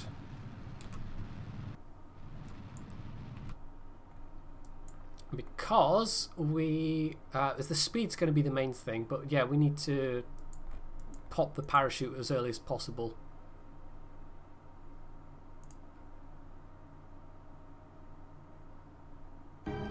And oh no, wait, this is going to be. Oh, I may have made a mistake, not a fatal one. Also, thank you very much for the gift subs. Mawo, thank you very much for the gift subs. That's very generous of you. Yeah, we need to deploy it at that speed, so I kind of needed to have the other parachutes on board still. So be it, Jedi. I might try a thing here. Instead of jettisoning this stage, I might use it to try and slow down enough to then pop the parachute. Jedi. Because I needed the other parachutes to deploy to slow us down, to then deploy this parachute. Because I have to deploy it through staging. So I've slightly done goofed, I think. Or is this one where I need to deploy it through the staging? Normally it tells you. Normally it has the little, you know, drop down note thing.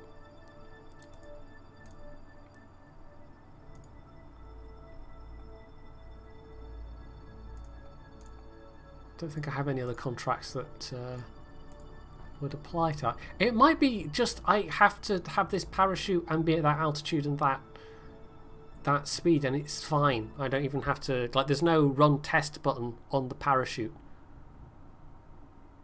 I don't know, but we're going to hedge our bets slightly and try and ride this upper stage down. Because just coming back from orbit, we're not going to burn off anything. It's fine. Yeah, it's fine. We're just doing an unauthorized, undocumented thing with a civilian tourist aboard. It's absolutely fine.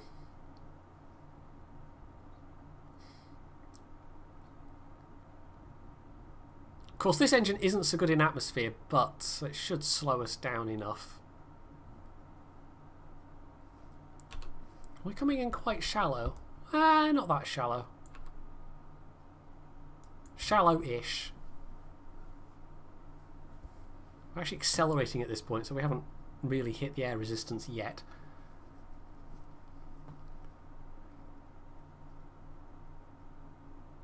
You're busy cleaning, your girlfriend's coming over, you need to pick her up for 10 minutes, you still need to vacuum. Just shove everything under the rug. It'll be fine. She'll never notice. See, me and Malwo, we're on the same wavelength here. Shove it all under the rug.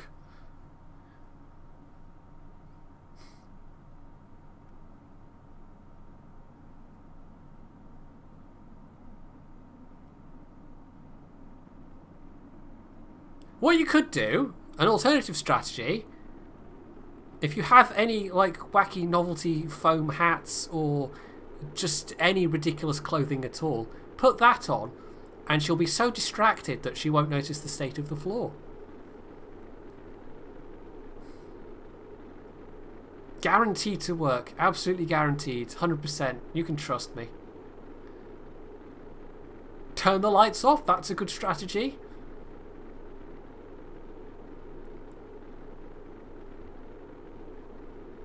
Nothing says romance like bumping around an apartment in pitch darkness and, you know, bumping into tables and chairs and things.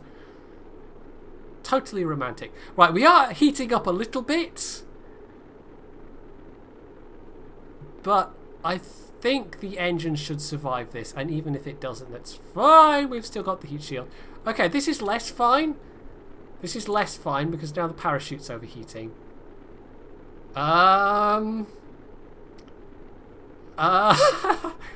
Okay.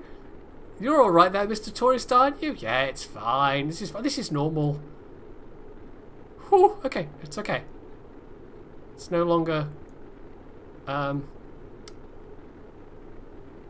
This is not so good in terms of where we are in the atmosphere, though, and I can't deploy anything. We're going to slam into the ground at quite high speeds, but apart from that, it's fine. Yeah, I think my plan of deploy parachute isn't going to work.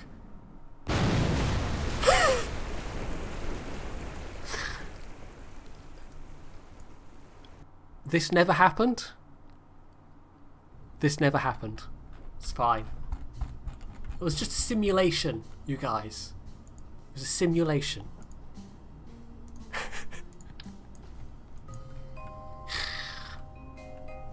This is how you figure out that things don't work, is you simulate them in the computer.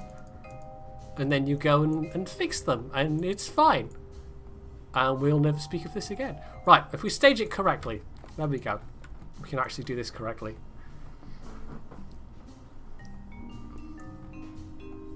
It's fine. It's fine.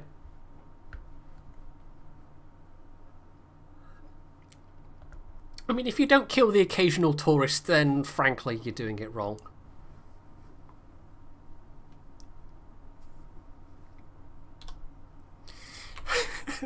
Right, let's try that again. We have a proper setup this time. And we'll actually bring that contract up. So yeah, this is why I've been doing a lot of stuff off stream and I've not been saving all these tourist contracts for actually on stream, because they're a bit, you know, you're just doing the same thing. You go into orbit, you bring them back from orbit. It's fine. You slam into the surface of the sea at 1,000 meters a second. It's fine. Perfectly standard.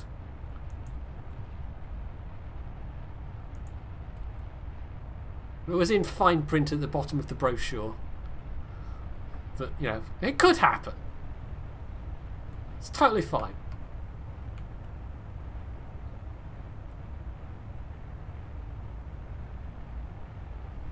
Suborbital, orbital and submarine all in one.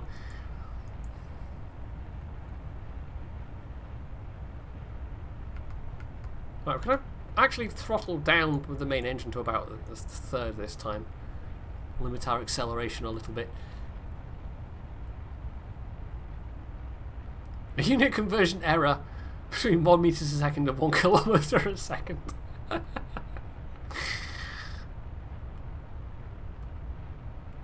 That would be some very, very fine print that explained that, I think.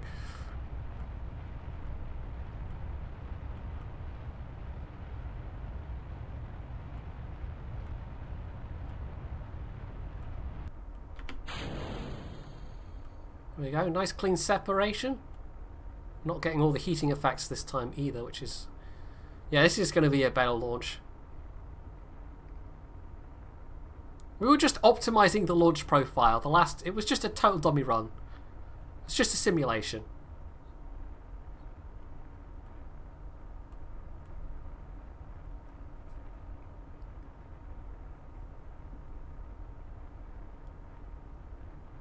The thing with the unit conversion did happen, but it wasn't a NASA ESA thing. It was it like one of the contractors?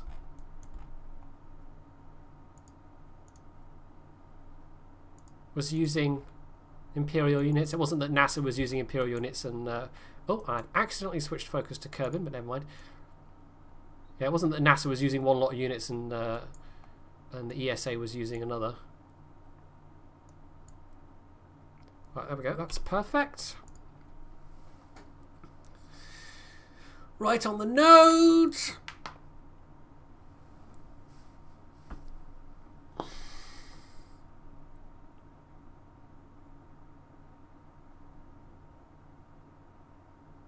Well, we'll just do the same thing that you've already totally not seen because it didn't happen and it was just a simulation. Yes, I'm taking Bill to orbit, Tanku, because I had the other tourist contracts I have at the moment. Oh, we've apparently started that slightly early, but it is a bit... Once you get out of the atmosphere, it sometimes revises the burn figures, but never mind. Yeah, Bill is just along for the ride because we had a spare seat. The other tourist contracts are going to be separate flights. This is the environmental visual... is it the environmental visual pack or is it the astronomer's visual pack? I think it's the astronomer's visual pack which uses elements of the environmental visual pack. It's a little bit confusing. Just Google for KSP and astronomer's visual pack. It does require several other mods to work though.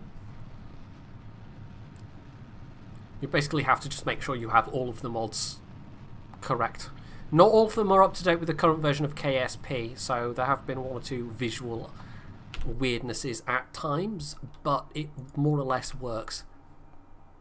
Right, so there's our suborbital orbits. So we just burn prograde till that pops over 70 and then we're in orbit. And then we can come down again and it'll all be fine, and I might even remember to hit F5. Because, yeah, the simulation didn't go so well. The simulation, you guys. Just a simulation.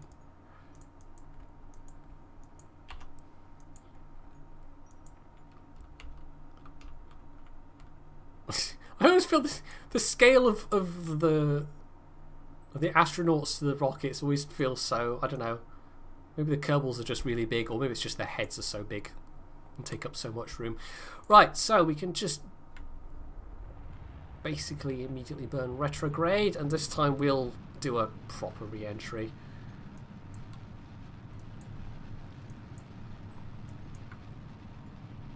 ditch that stage, because it's having that stage that caused us to flip over. I was trying to keep that that final stage with me, but no. Let's do it properly this time. I've only got a little bit of a ablator, but coming back from orbit you only need a tiny bit of a ablator. Right, see ya, Emily. Good luck with the carpets. You'll have to report back to us later if I'm still going, and tell us if you've been dumped on account of not hoovering, which would be unduly harsh, but you never know. Yeah, I don't think it'll come to that. Well, while we're re-entering the atmosphere, it's a perfect time for me to get some more water, because what could possibly go wrong?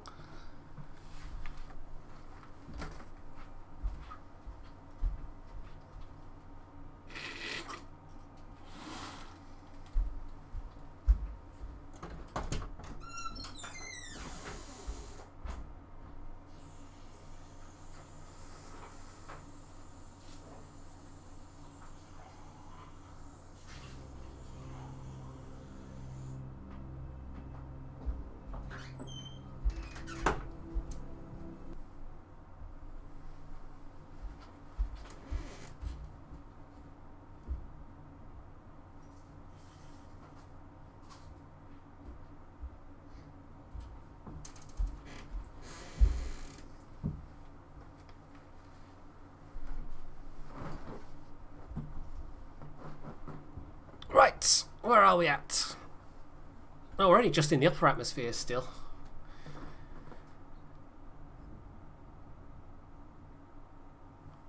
But that's fine. I could maybe even speed this up a little bit.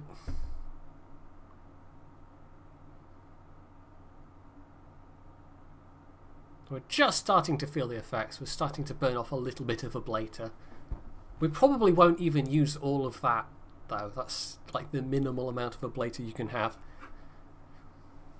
This craft probably doesn't even need an ablative shield, a heat shield. Coming back from orbit, I mean, your very first couple of flights, your very first time you get into orbit, you're not going to have a heat shield, but the heat tolerance of the first capsule you get is good enough that you don't need it. It's when you start coming back from the mun and things like that that you do start to need a bit more.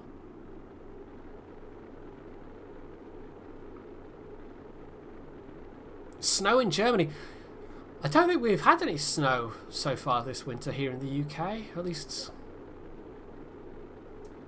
if there's been any, it's not been any significant amount. Certainly we haven't had any in my neck of the woods, but it's not usually until February. Oh, hello. That's a bit of instability.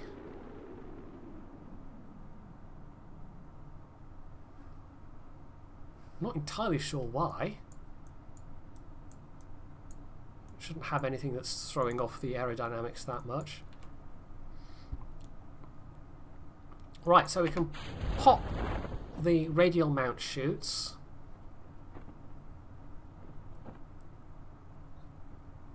And that'll start slowing us down a little bit. 2 meters! Jeez.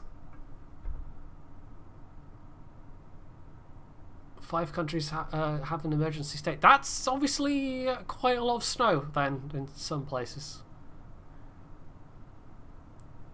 Right, are we going to slow down enough in time? Or am I just going to have to stick this parachute on a plane? Let's just try popping it. No, we're going to go below.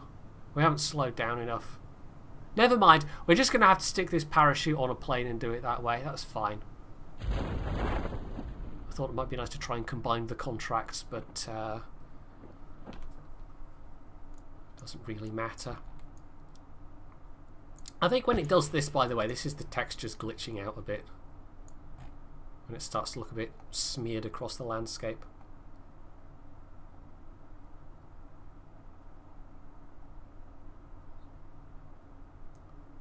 Well, especially when you get these ugly, sharp lines between the different parts of the textures. From further away, it doesn't look too bad, but when you're closer up, it starts to look a bit... yeah.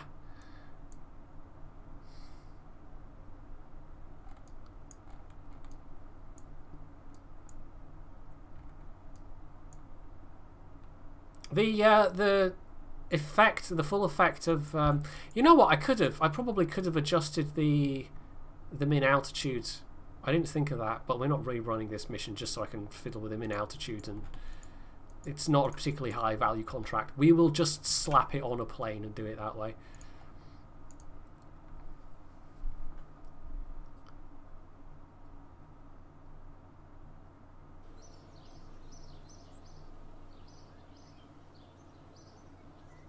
And the thing we're doing on a plane as well is that you can, of course, just land the plane and recover the full value of the parts. So yeah, let's do that then.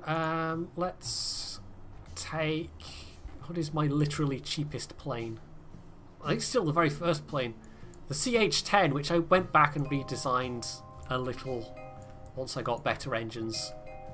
I went back to having the engine coming out of the tail, and I've now got a much nicer looking air intake, so we dropped the nacelles from under the wings, so it actually is now even cheaper than it was when I first designed it. We are going to have to... how should we do this?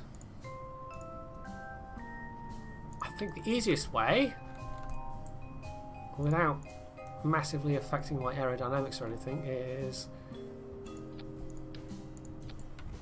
radial mount a small nose cone, and the small nose cones are super useful for this.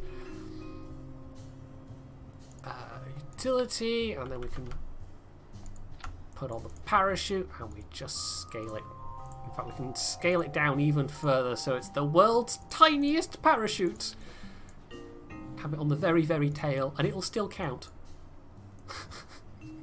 It's a teeny tiny parachute, you guys. It's so cute.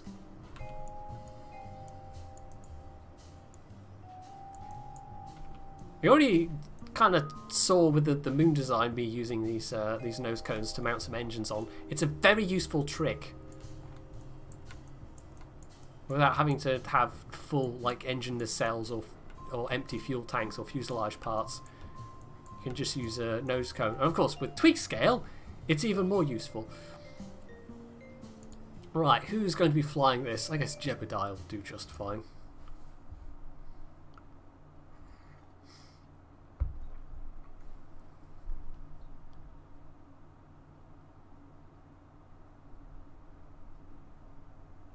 I didn't check my staging though, so we'll actually have to... oh, that's thrown off my centre of mass enough to make that happen, but it's fine.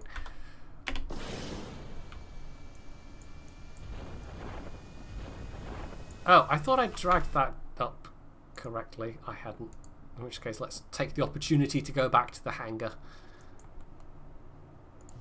and quickly sort the centre of mass problem. I'd obviously so finely balanced the centre of mass versus the landing gear that, yeah, even just that tiny parachute just tipped things over.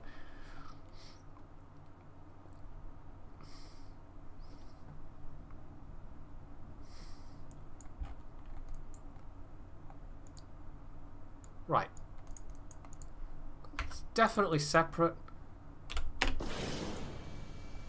We need to get up to, what is it, 3,000 meters a second? Not, no, yes! No, we need to get the plane up to 3,000 meters a second. No, we have to get the altitude up to 3,000 meters.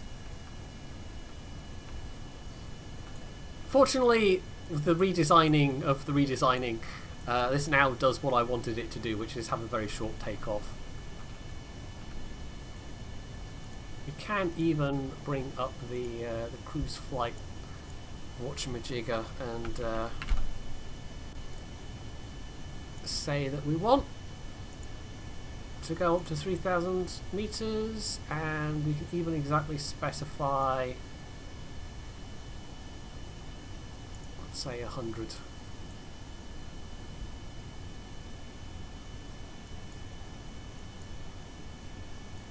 You'll notice this isn't even a Juno anymore, it's a tiny scaled down Weasley turbofan at the scale of the regular Juno. Which actually gives about like 1.5 kilonewtons more than the Juno, and is more fuel efficient, so I've swapped out all of the Juno engines with scaled down Weasleys. Apart from the buggy, I already showed you the buggy, that's still using a Juno.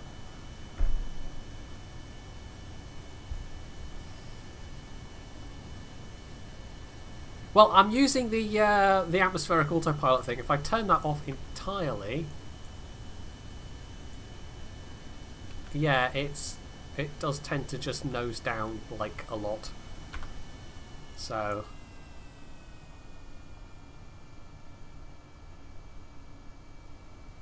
yeah, it doesn't like that.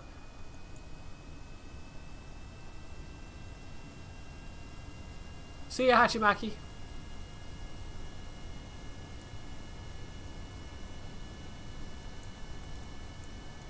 I don't seem to do well at, like, I can slap together aircraft that work fine, but they only work when I'm using some kind of, you know, assistance.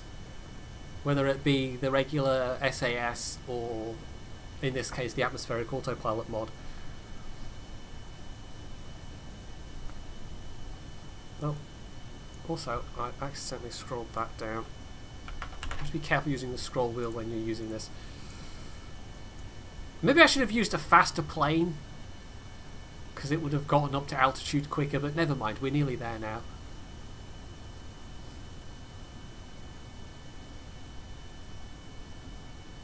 And we can pop the chute and just cut the chute. In which case, it's probably a good idea to... It's the world's tiniest parachute! Seriously, that's cute, even. That's ridiculous. I don't think it'd have much stopping power, though. So there we are. We didn't even have to pop the chute. We just had to bring it to this altitude and meet these conditions.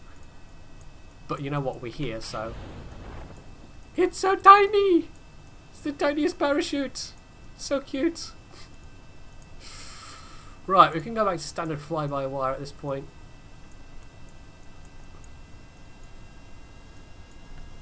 Start... Oh. Bringing ourselves down. And I can make a Jingles landing! I'm so good at landing.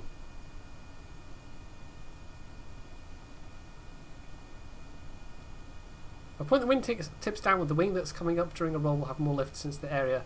Oh, so having this kind of is not necessarily a good idea. I don't know, this was more for aesthetics, I think. Although I seem to remember... Isn't having a canted wing better for short kind of take-off and landing craft? I can't remember. I have a vague notion of that being true, and that's why I did it, really.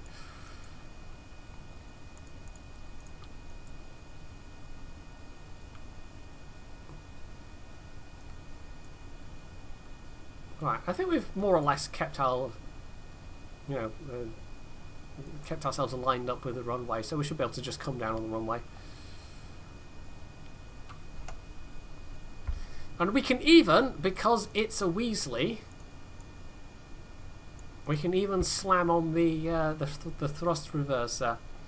Although we don't have an action group set up for that, because that's not a thing I can do yet. I don't have that unlocked with either the VAB or the hangar. I can only do the basic groups at the moment.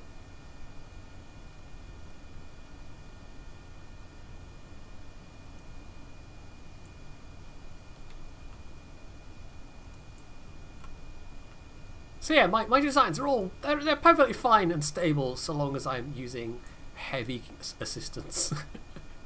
It's fine. Let's toggle the thrust reverser. Slow us down even more. Oh, we're actually going up.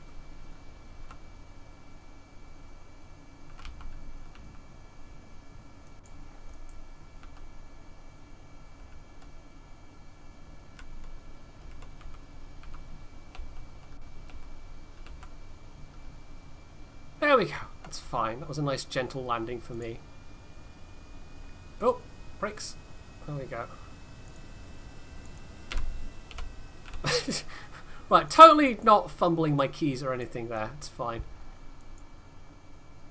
Textbook landing. Well, more textbook than our landing on the Mun anyway.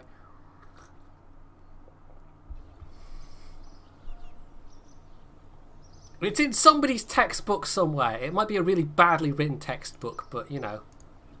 And every time I get money, I'm getting a bit of science, so that's slowly creeping up as well.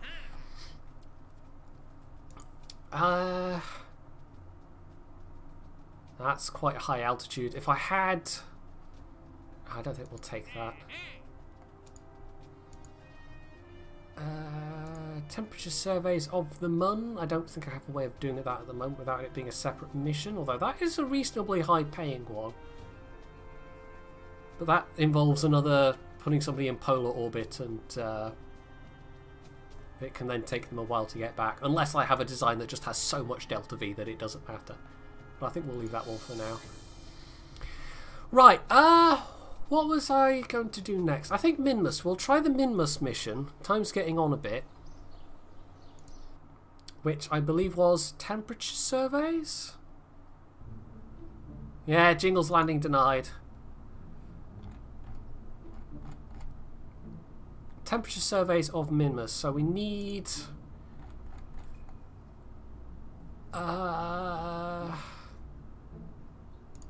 this one, I think.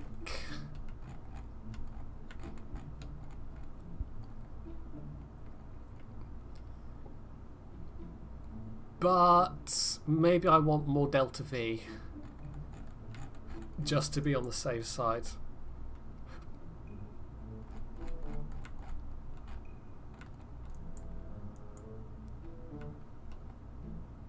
I could always just slap on a couple of boosters. More boosters! Which is a thing I've done disappointingly little in this particular playthrough.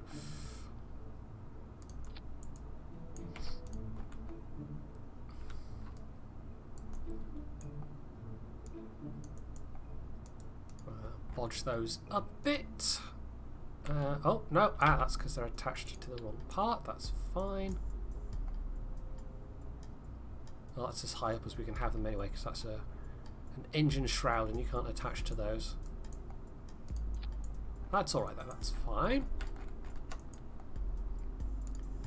Couple of nose caps on them.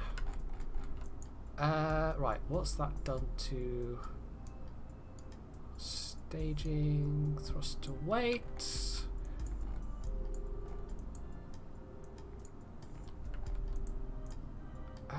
Do I just leave those at max thrust? 42 seconds. Yeah, we can start off with the main engine throttled down somewhat.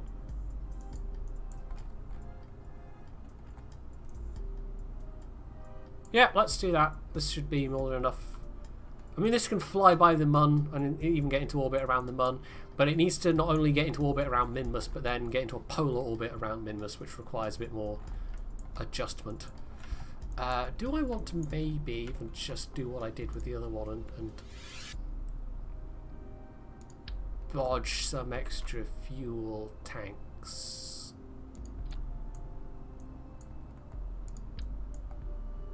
In here. In fact, I don't even need to bodge some extra ones in. I'll just maybe slap a bigger fuel tank in place of that. And with the extra, let's go for the orange one.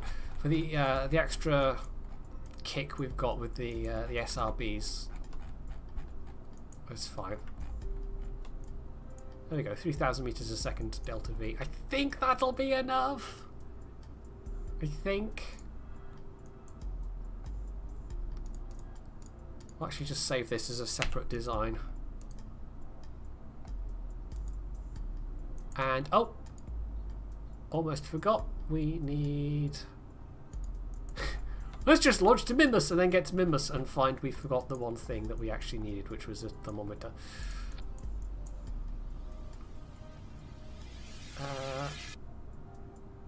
Let's 5 separate. We'll just use the one thermometer, but we might even maybe want an extra battery pack on here, so I can transmit the data back.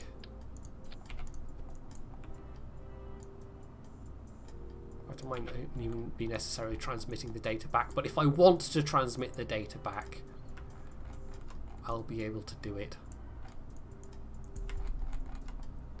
Right, who are we taking? Let's take Jebediah out for a spin.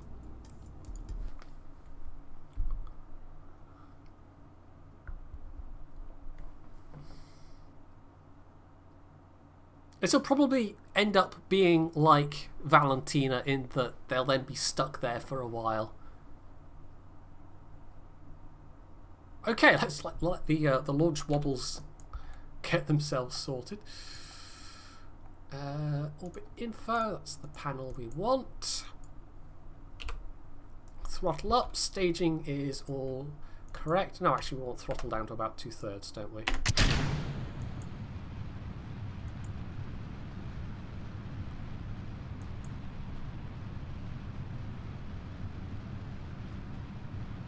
You accidentally fired Jeb. Accidentally. Sure, we believe you. We believe you, the legitimate FP. Thousands wouldn't, but we believe you. And when you say you accidentally fired Jeb, do you mean there was like rockets involved? Like you accidentally fired him into the sun? Was it that kind of accidental firing? Boosters away, and we're going to throttle up a bit, although actually our TWR is still fine, even at 2/3. Well, actually, it's not quite corresponding between those two. I'm more inclined to believe this figure because MacJeb isn't up to date with this version of the game. But we can start to come over a bit, but not too far.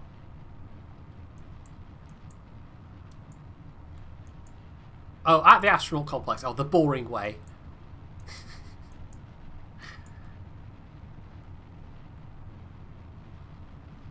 Well, you can get plenty more pilots, and I think you can always, if you use the not the command console, but the cheat panel or whatever you want to call it, the debug panel, you can add astronauts. I don't know if you can add Jeb back exactly.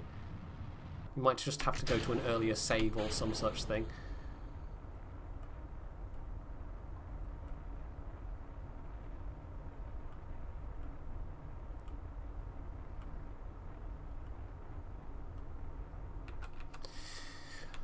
Right, let's set up our orbital maneuver node.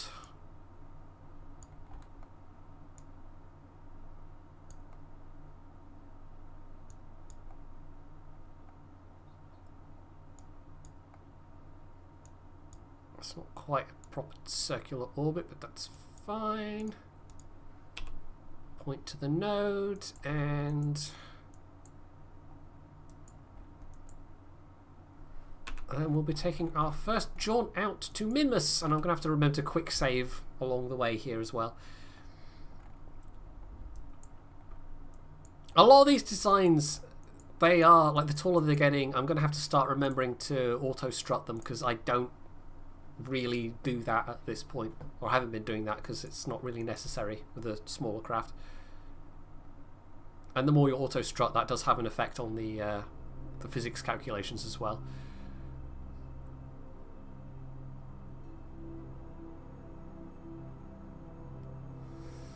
Right, this is actually going to have enough delta V in this stage to circularize the orbit, so we're going to have enough to get a little extra kick on our way to Minmus,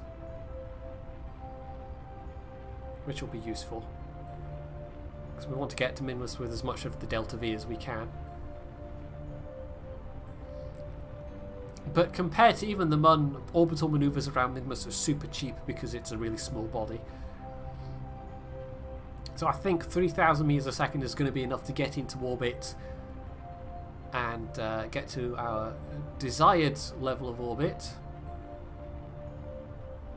which is going to be pretty darn close. Jedi. and then start doing surveys. Also, Tom McKeever, thank you very much. What devilry is this? It's rocket devilry. Controlled explosions, which are the best kind. Right, there we go.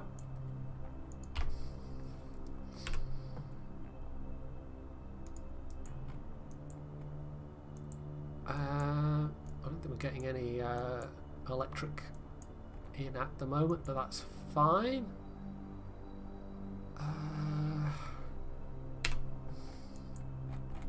Where are you, Minmus?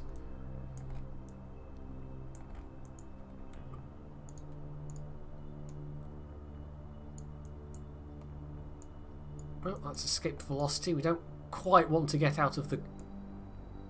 get away from Kerbal just yet.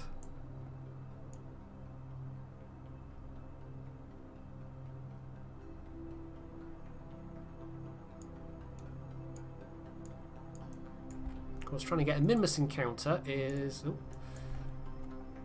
Well, the Mun's easy because it's on a 0-degree plane, but Minmus you've got to... is it these ones? I've got to fiddle with it a bit more.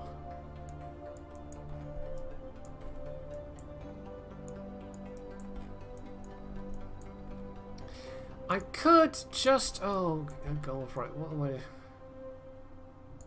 This is a lot easier with MechJeb. You can just go, right, I want to adjust my orbit inclination to...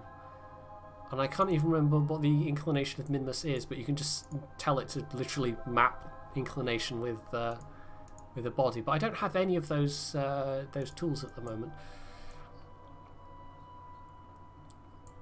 So getting to Minmus is actually maybe a little harder than it could be. So if I roughly, very roughly try and match the inclination.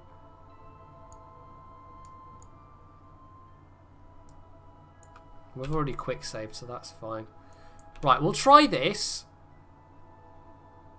I think it's only what, like 4, 5, 6 degrees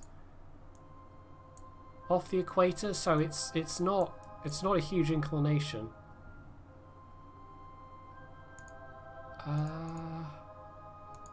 It's that side, isn't it?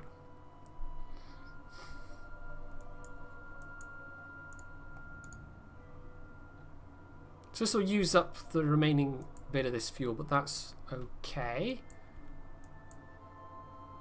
The most efficient way is to actually launch into the inclination that you want, but if I can just get into orbit more or less straight, that's usually it for me. Trying to be any more fancy than that is not something I can manage without MechJeb. They did not. The Aurora Borealis effect, that's part of the Astronomer's Visual Pack. There's also an Aurora Australis as well, and some of the other planets. I think Joule, the big gas giant, that also has its own aurora. It's quite a nice effect.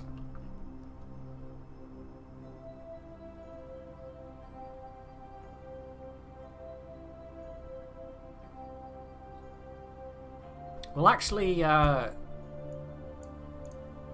put the separation and the engine firing into the same stage there.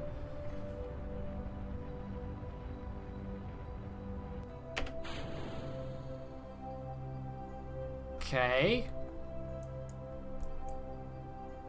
Why isn't the separator fired? There we go. I hit the space bar and it went psh, and then nothing happened, which was slightly odd. Right. Inclination 7 degrees. That's... I don't even know if that's slightly too far, but that shouldn't be too... that shouldn't be way far off or anything.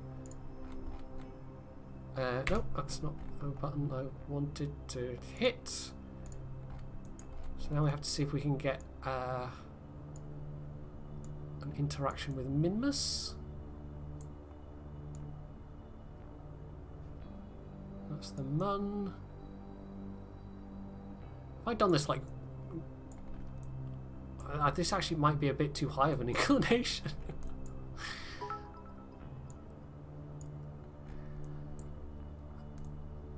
thank you for the bits, Tom McKeever. Yeah, it was something I've had in mind since about November to do a video on the Isle Air. It's a pretty big deal here for obvious reasons. The war memorials, for the most part, in the UK, say 1914 to 1918, but in the Hebrides, in Lewis and Harris, they say 1914 to 1919, specifically because of the Isle Air. So be it, Jedi. Gift sub for German somebody from Fu was here. Thank you very much. Right, I think I've knackered this. I think this inclination is too far off, so we're going to quick load. Try that again.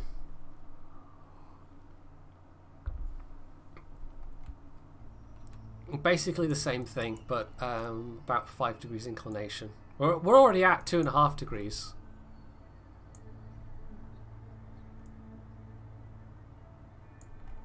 But I am completely eyeballing it, is the thing.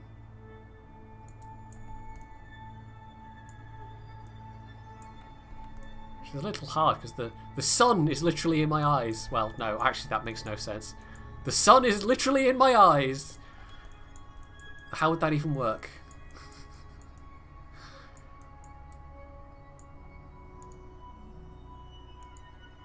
Although maybe that's what happened to what's-his-face. You know, the X-Man that shoots lasers out of his eyes. Maybe it's not lasers. Maybe he's literally got nuclear fusion going on in his eyes somehow. Which makes about as much sense as any of the other powers they have in the X-Men.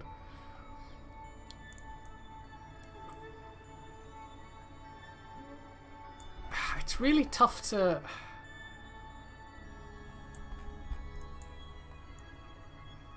Right, it's that way. Let's try a more gentle...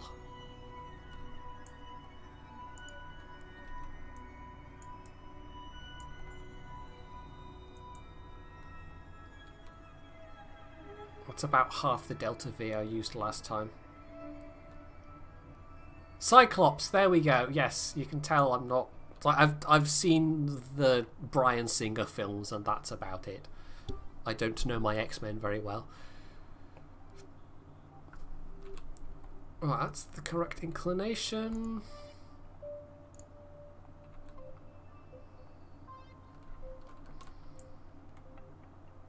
I think...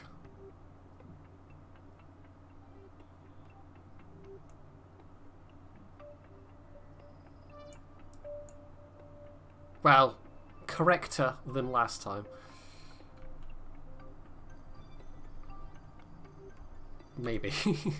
I hope so. Or is it? Actually, that might not be right at all. It's really hard to tell. If I set as target, will that give me... Aha, there we go. The ascending node and the descending node. That's what I needed.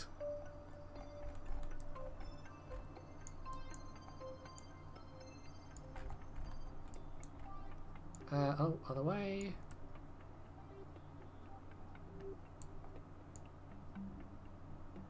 I knew there was some bit of, you know, that I could click and it would actually tell me some...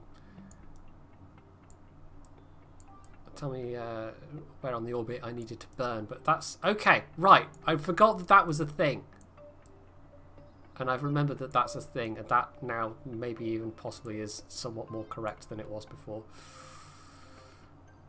Okay, let's give that a go.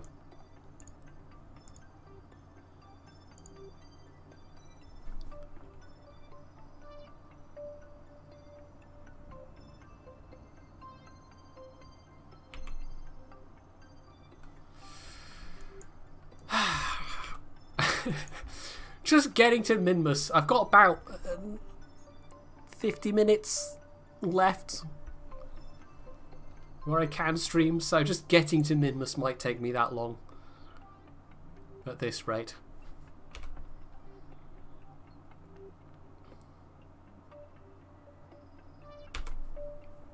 Right, we're not actually quite burning on the node, but close enough. Ish. I hope.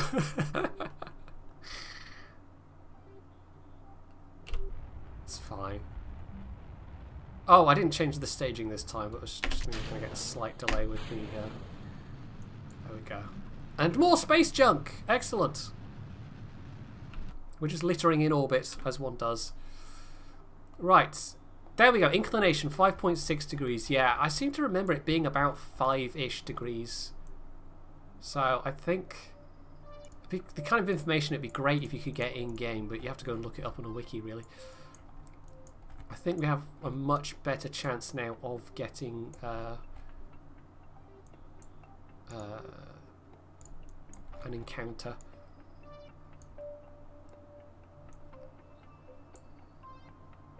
Getting ourselves into the sphere of influence. Right, I'm glad I remembered about the ascending nodes and descending nodes. If you set something as a target, because that was the information I needed. That's the Mun. And it does start to get a bit crowded when you're doing it. When you're trying to fiddle with your... Right, that is an encounter, but I don't know if that's quite optimal. I mean, this might all turn out that I don't nearly have enough Delta V. I don't know. I think it should be fine.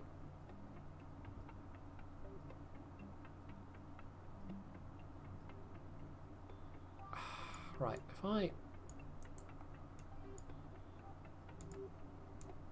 We're not far off an encounter. Oh, oh, oh. Right, it should be giving me... I don't know why it's not giving me the little ghost of the... where it'll be in the orbit, but...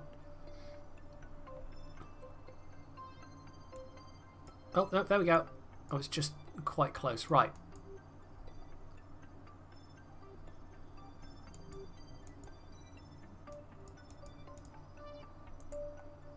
I think... Right, that gets us an encounter. We might have to do a mid-course correction. We'll drop another quick save and see how we go.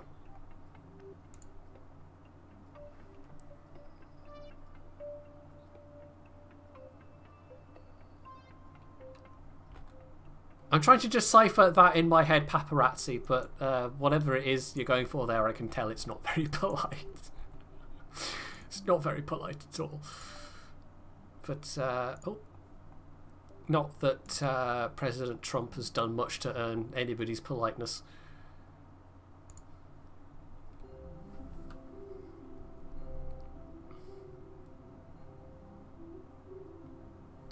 The thing about him denying he'd ever said Mexico was going to pay for the wall was... It felt somehow inevitable that it would come to that. That this is one of the things that he became so known for. Well, among the many other things he's become very well known for, but the war with Mexico and saying that Mexico is going to pay for it. And given everything else that he said and done and all the other things he said and then just denied saying or whatever else, the fact that it's now come to this, where he's on record as saying it so many times and he's now saying, oh, I never said that. It just, it feels like this was always going to happen, like it was always going to come to this.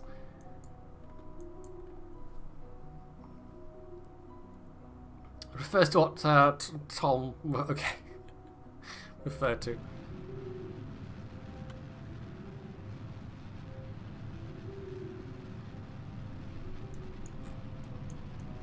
I'm just waiting for the point now where, like, if he gets to the stage of going, who's Donald Trump? I'm not Donald Trump. I've never heard of Donald Trump. Who's this Donald Trump guy you keep mentioning? It feels like that's the next logical step, you know? Like, where do you go from here?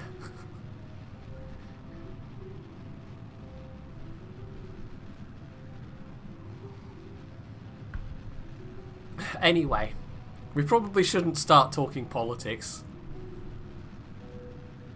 It never makes for a good chat/comment section.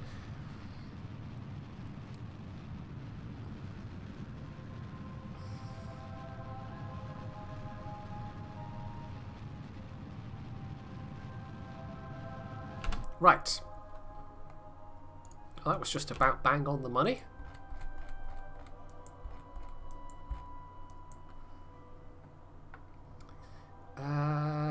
Let's see. Let's face ourselves prograde. I do want to make sure I've got the... Actually, I'm a bit premature for pinning the thermometer. Getting ahead of myself there. Right, it's going to take a lot longer to get out to Minmus because it's rather further out. There's the Mun flying by.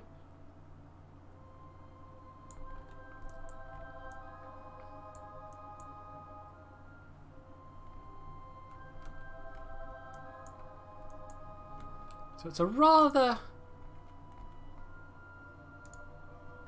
It's going to be a fairly short encounter with Minmus, but that's all we need.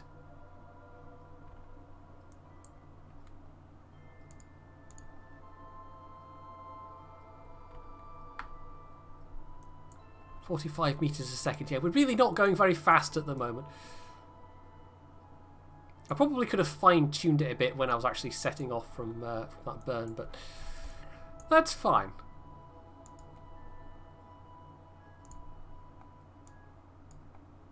Oh, that's entirely the wrong way.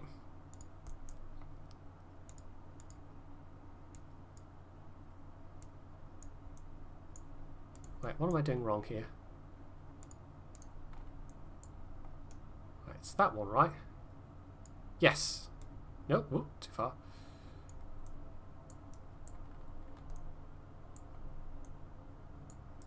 200 meters a second.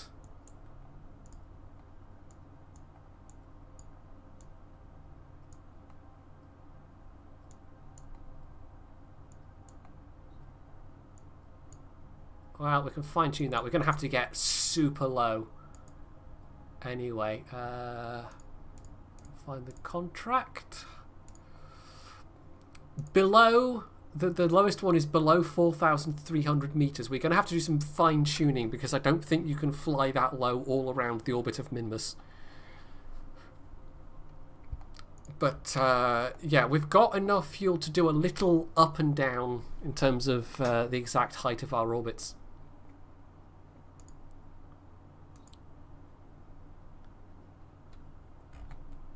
Now that's the time until the burn. That's not the actual length of the burn. That would be a very long burn. If I was using ion engines,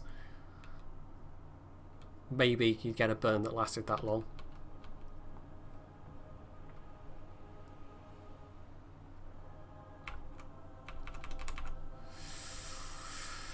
Right, so far so good. I think we've got a decent enough signal strength, so if we have to transmit back data, we can. Although we don't have to transmit the data back for the purposes of the contract. You just have to gather the data. And because we're so close, it's only going to count as one data set anyway. It's only going to be the temperature in the space close to Minmus. It's not going to be separate science for each of those, but we'll come back with a bit of science from having done some science, which is not something you get to do with many contracts. A lot of the contracts go here, take these tourists here.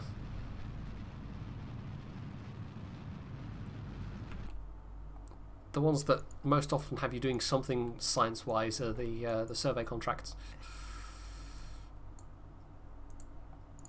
Right.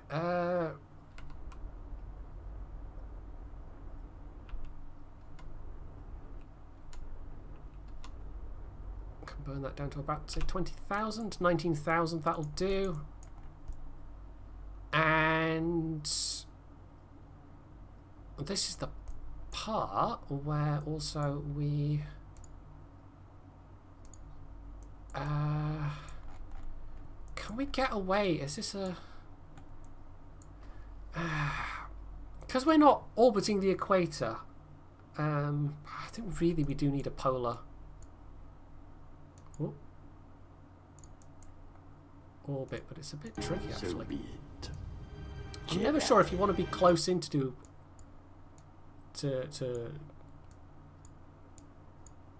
oh, it's always a bit tricky changing inclination. It's better to be close in when you're doing this kind of maneuver, or else if you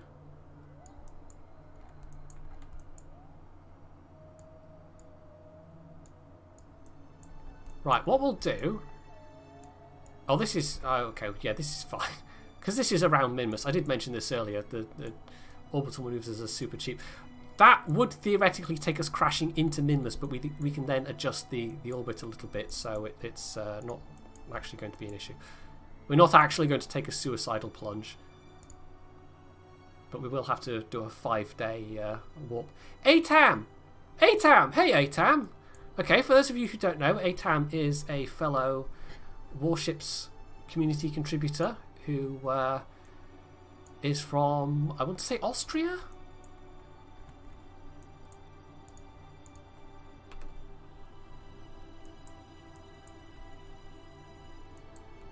If I'm remembering correctly. So yeah, go check out their channel if you like Warships. Feel free to go and hit the follow button on their Twitch. Anyway, thank you very much for the sub though, I do appreciate that.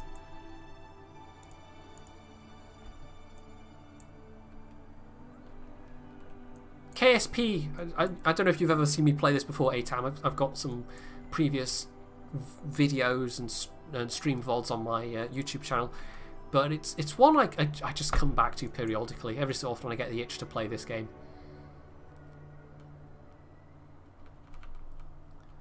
Right, this is going to be a really short duration burn, so what we're actually going to do is put the thrust of the engine down a bit,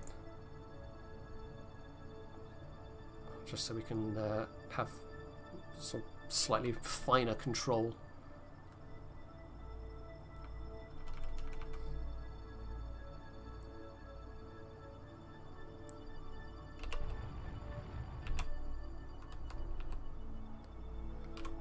Okay, that should be... There we go. And because we're around Minmus, we'll actually be able to... no, we want to go prograde at this point, don't we? We'll be able to...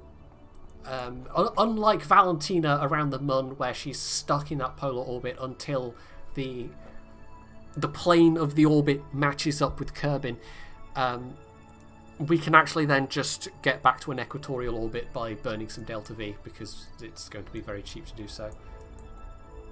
So we just need that marker to come back. There we go. Up to periapsis.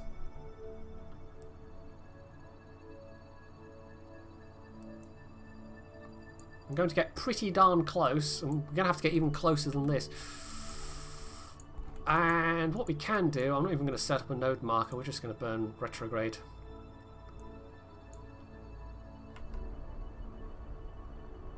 Because these are such cheap maneuvers. And then we just have to do a bunch of orbits, basically. Some very, very low passes. Yeah, we're going to have a lot of delta V left over. I don't think delta V is going to be a problem with this mission.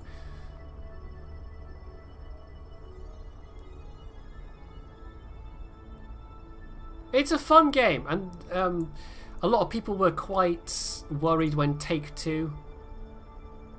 We might want to... Yeah, we're sort of getting diminishing returns at this point, so let's cut the engine and do another orbit. A lot of people were worried when Take Two bought the rights to the game. But no, they seem to have basically left it alone. It's obviously profitable enough on its own that they're not... you know, a lot of people were being real naysayers and predicting doom and thinking that it was going to be full of microtransactions and whatever else, but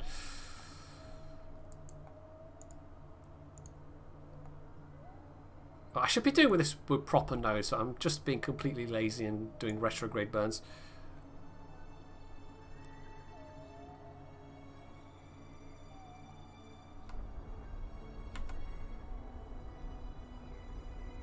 We're getting a nice stable 10-kilometer orbit. More or less, that'll be fine, and I will... Oh, my periapsis has actually dropped a bit, but that's fine. We do want it to be fairly low. I might look up the minimum safe orbit of Minmus, because you can get pretty damn close.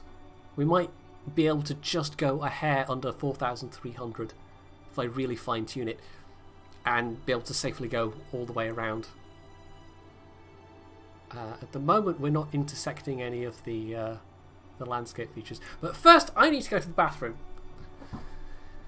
to go and, as Rocket PC Gaming usually puts it, hit the bladder reset button.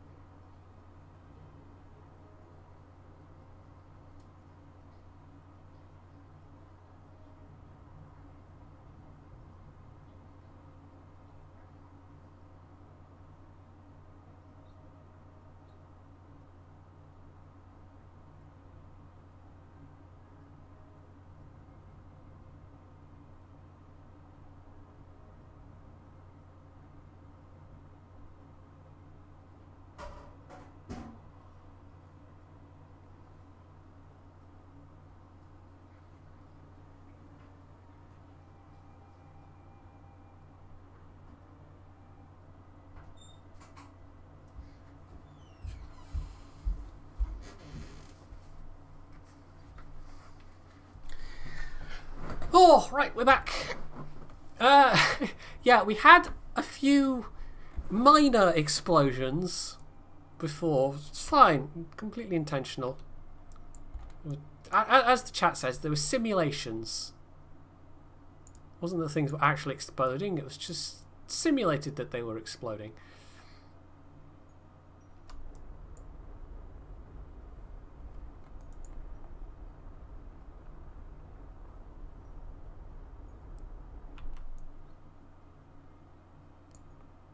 Right, we're just below 4,300. We're going to very quickly check this. And it'll be frozen on the screen because I've tabbed out, but let's have a look at the wiki page. It should be there. The highest areas are 5.7 kilometers, so we can't safely go around consistently at okay, so we might actually have to 5.7, so there's one or two, so we're going to have to basically be constantly going up and down in terms of the orbit.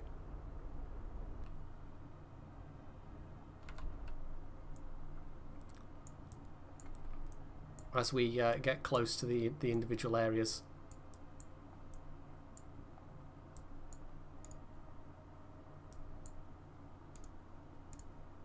So this might require a bit of fiddly fine-tuning and management.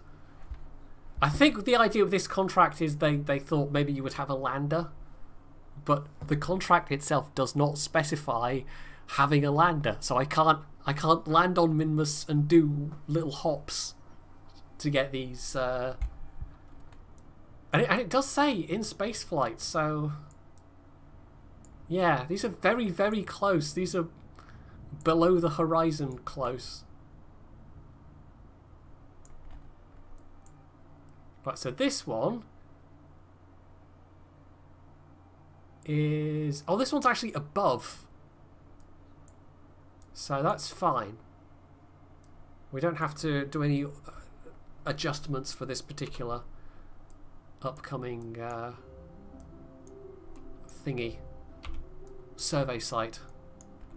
Let's take a little screenshot. Our first craft around Minmus.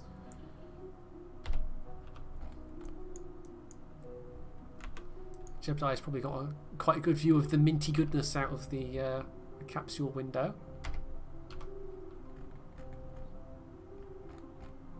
He's got really good eyesight. You can see all that way.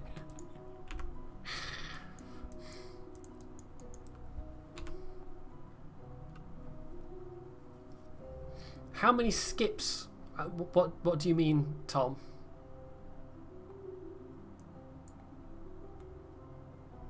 It's your favourite game, Latan. I can see why. It is a very, very good game.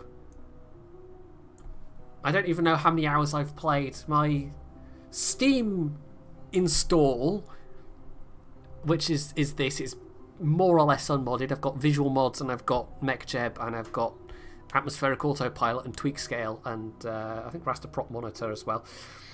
So very little in the way of modding. It's basically stock, apart from tweak scale. That actually has the biggest influence of all of them. But I have several modded builds as well. I've got a 1.22 heavily modded build, which is using the Galileo's Planet Pack. And I've also got my 1.1 modded build, but that runs significantly worse because that was the version prior to... I think it was 1.2 when it became 64-bit. Anyway, enough waffling. We can actually take our first temperature data reading. So, log temperature. And, yeah, this is just going to be temperature scan in space near Minmus, so we don't actually need to transmit this. We'll just be taking the same scan over and over again. We can just recover the data for the maximum amount of science. So that's the first one. The rest of them are rather lower. So this one's below 4.3, so we're going to have to point ourselves retrograde. Oh, we're going to do a quick save as well, because this is a tiny bit dicey.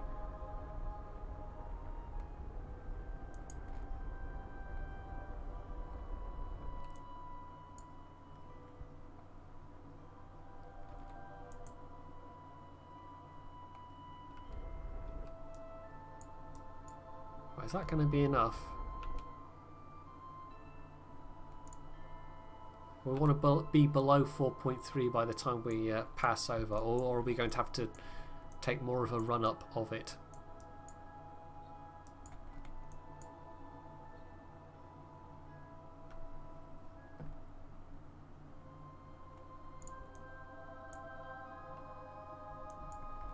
I might need to deliberately put myself into a suborbital... I don't know. We already technically are suborbital.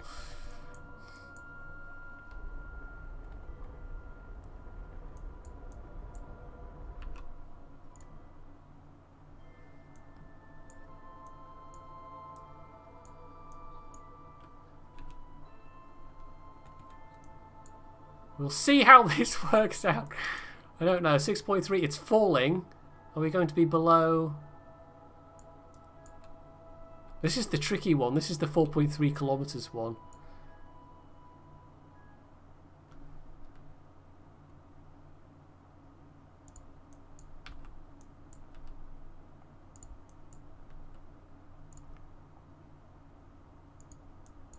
We actually want to be pointing... oh god, which way are we oriented? That'll help me control things a bit better.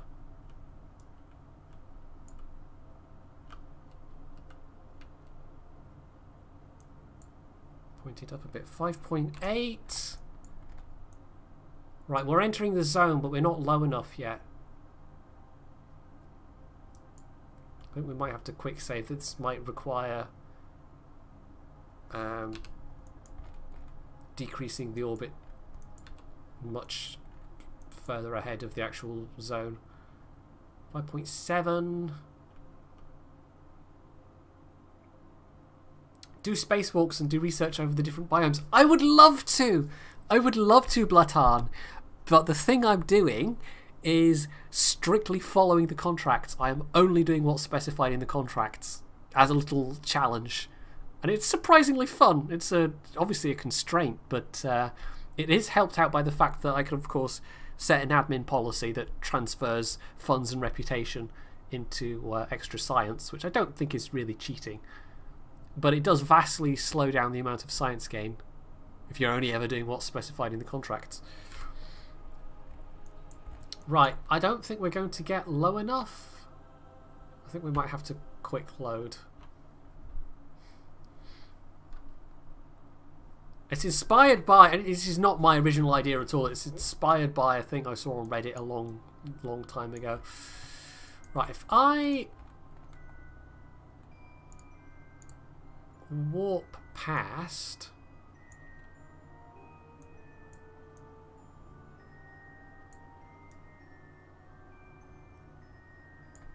I think we're getting some... I think it's trying to do some Aurora Borealis or something. We're getting some weird texture bugs. It's not as weird as the nanobots eating the moon earlier, though. And turning it into a fuzzy grey ball. That was distinctly strange.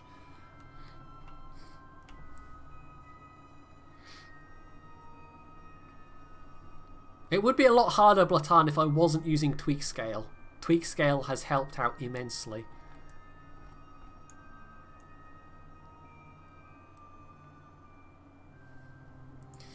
Actually, we should warp to around... If I set up a proper maneuver, I can maybe fine-tune things a little. Right, that puts us very close to... I think we might be a bit too far away by the time we've... We'll give it a go. I mean, we've quick saved.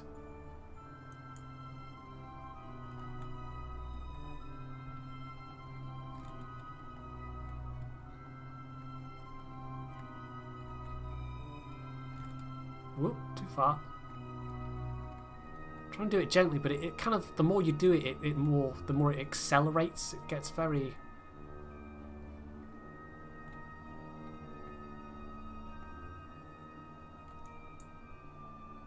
Right, that would take me to...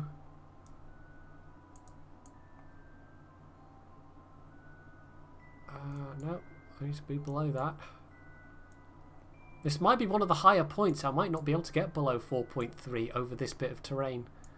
We might have to wait till we've done some more orbits and we're passing over that again and lower it so it's lower on this side, and then we raise it before we hit that that raised Northern Highland area.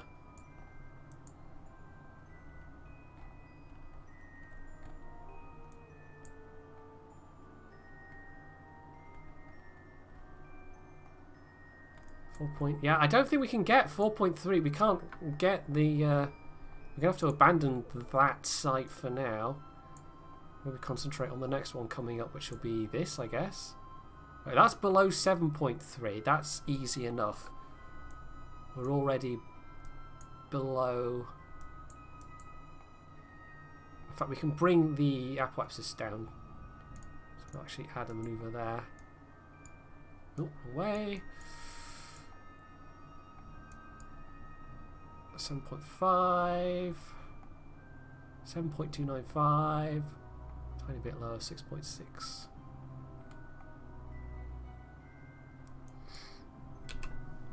Right, we can do that, that's fine, so we'll warp ahead to that maneuver point.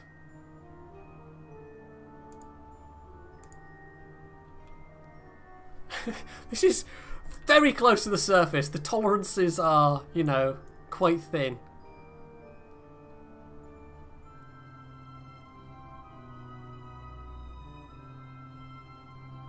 This is a challenging contract without doing this as a lander.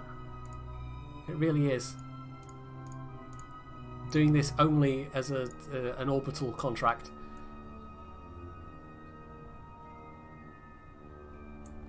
But it's an interesting challenge, that's the entire point. That one's below 5, so that one's going to require some careful forward planning as well. But for now we're going to concentrate on this one. I don't know if I'm going to get all of these done before I have to finish the stream. We might get one more after this. Do I have enough delta V to deorbit as if to land and then just go back up to orbit? Probably. We're sitting on 1700 meters a second. 1761.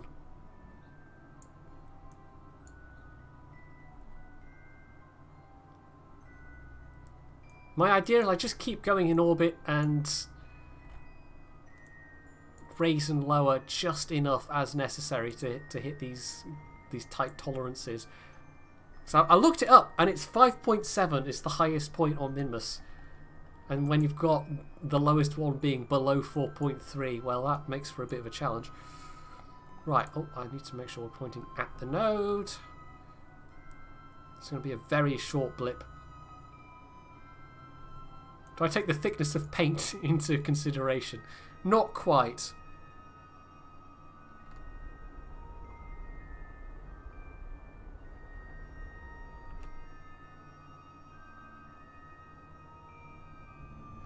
Right, there we go. I don't know if we're going to get within the radius that we need to be to trigger this next one. We might need to do another orbit, which, because we're so close, takes a while. And when we've done that one, we might be able to hit this 5-kilometer one. That might be another, say, 2 orbits. Clearly it's a very poorly designed planet. Poor Minmus. Don't say that about Minmus. That's just mean.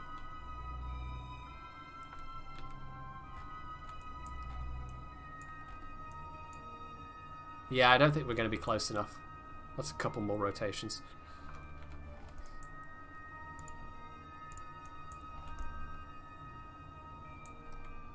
I think just the fact that it does take so much longer to time warp because we're at such low altitude means that I might even only get this, like, one more.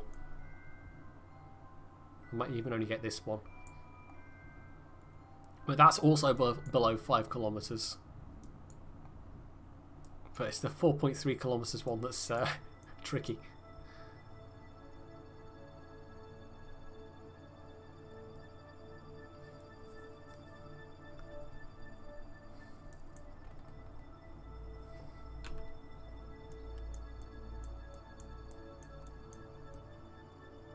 It's not the lowest you can go, but we're not far off. Some of those points are awfully close.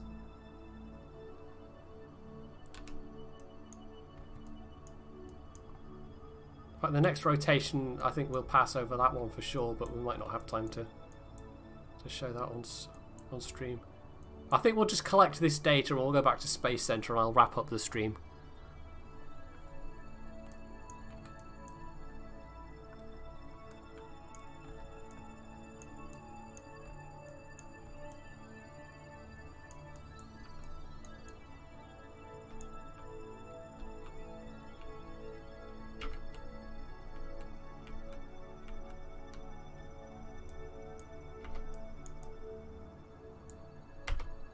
Some more nice screenshots, because why not?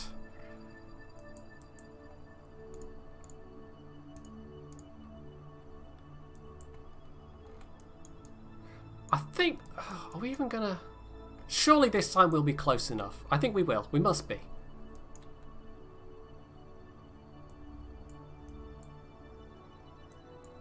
This is close enough, by the way, that if I wanted to, we could just have Jebediah EVA and use his monoprop to get down to the surface. Kerbal's still required to guesstimate the amount of radiator panels. You mostly don't need radiator panels for mucking around close to, like, for doing journeys to the Mun and to Minmus. Radiator panels are kind of superfluous, to be honest. I think it's still true that radiator panels only work for the part they're attached to, and the actual fold-out ones are required for cooling the entire craft. One of the big reasons, I mean, this craft I could have put radiator panels on, but I've managed to get by without them. But one of the big things was it's only up until like yesterday. It's only yesterday that I got batteries and solar panels, and of course radiator panels consume electricity. Right, we're not close enough, but we are going to pass over this one, so we might want to.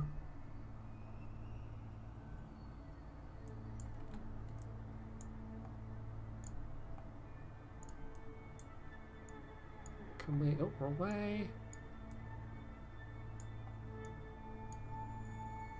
3,800. So if we adjust that a bit, so we just that we can. Oh. Your business is appreciated. I want to hit at least one of these nodes before the end of the stream. Get another one. Thank you for the follow. I missed who that was, but thank you very much.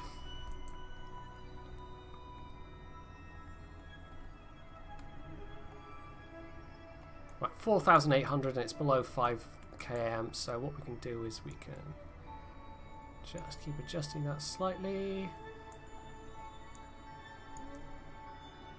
So basically hitting periapsis just as we're doing that. And we're not going to crash into any terrain, so what we'll do is we'll have to, when we get to that point, at least we shouldn't. No, the orbit line's not showing us intersecting with any, So we should be fine. Jedi. Sutok3 with the Twitch Prime sub, thank you very much. Hey Hildebrand, we are doing our very level best not to crash into Minmus, but some of these test sites are below the minimum safe orbit,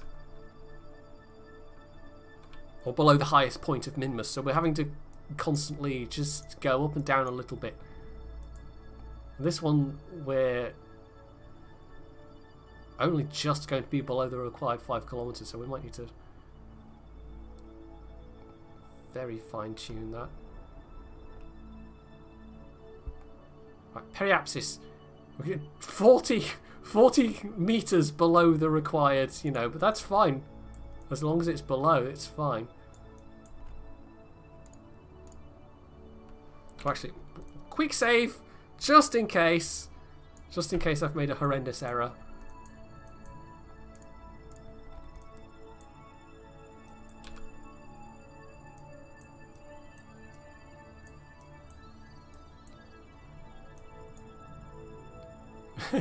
We are so close. It slightly worries me when we're in the dark, actually, because I can't then see. Well, orbital speeds around Minmus isn't particularly fast, but it's still quite fast. I believe there are people that they use KSP in a classroom setting. You occasionally see posts on the subreddit and the official forum of people showing it in a classroom. KSP on a projector screen. And it's stuff like that games actually really do excel. Because you can show people the working, as it were.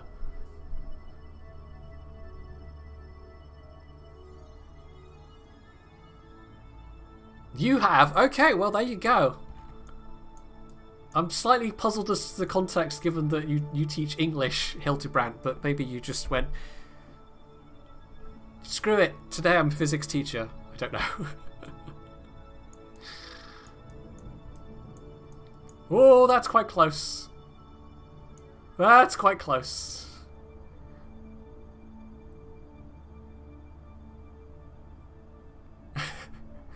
That is worryingly close.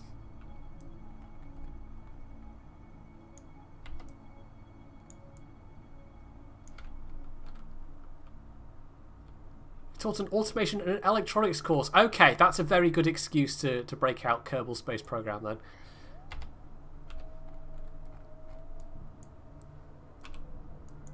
I'll grant you that, you know, you get infernal robotics and some of the other mods. I hope we're going to be close enough, actually. This should trigger.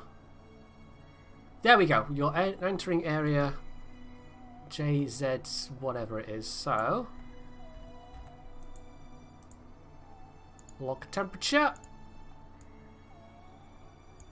Bam! There we go. So we've done 2 of 5. And what we're going to need to do is... I think we're alright for the rest of this orbit. So we need to add a maneuver node to pull us up again above 5.7 for our minimum. Oh, bit too far. No, I don't. For goodness sake, I don't want to do that. KSP.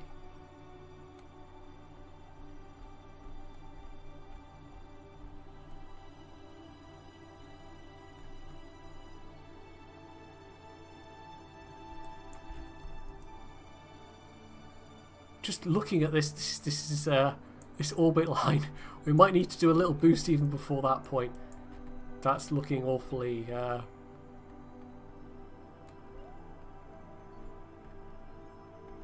awfully high up.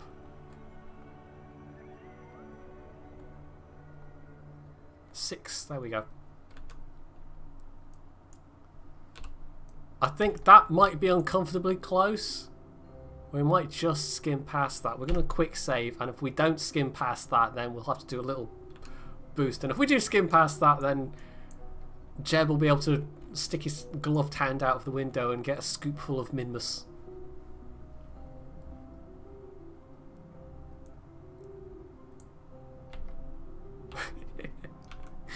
It's fine. Could possibly go wrong.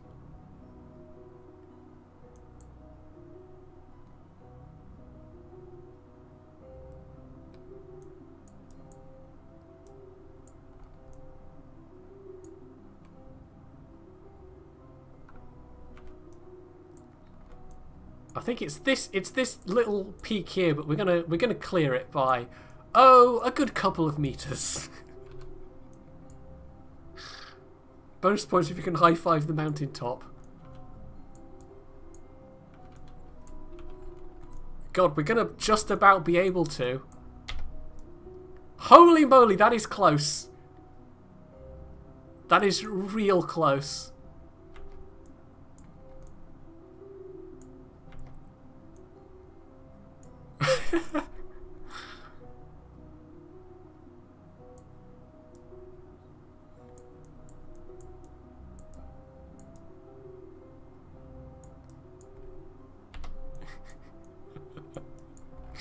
Yeah, I don't think I've ever been like, this is close enough to see your shadow on the ground close.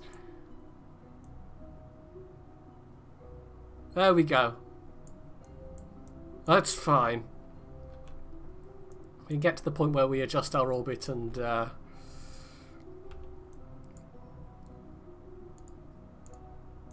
then we'll call the stream there, because I really do need to wrap things up.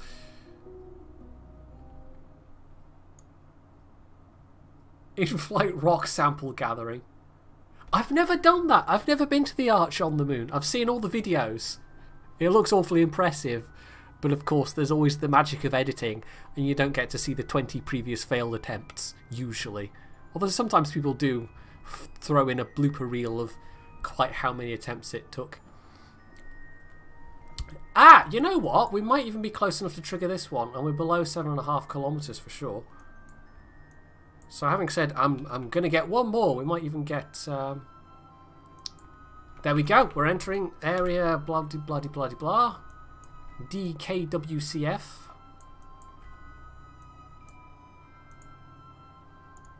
Log temperature. Bam! So we got 2 for the price of 1. The other 2 might take... I'll probably finish this contract off stream just because it's going to be a little tedious waiting for all the orbits to finish. Or I might wait to do another stream.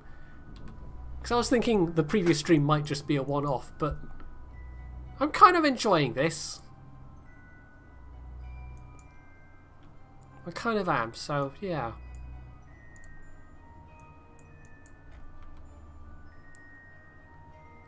Get myself correctly pointed at the node. It's less than a meter a second delta V, but we're only blipping the orbit up very slightly.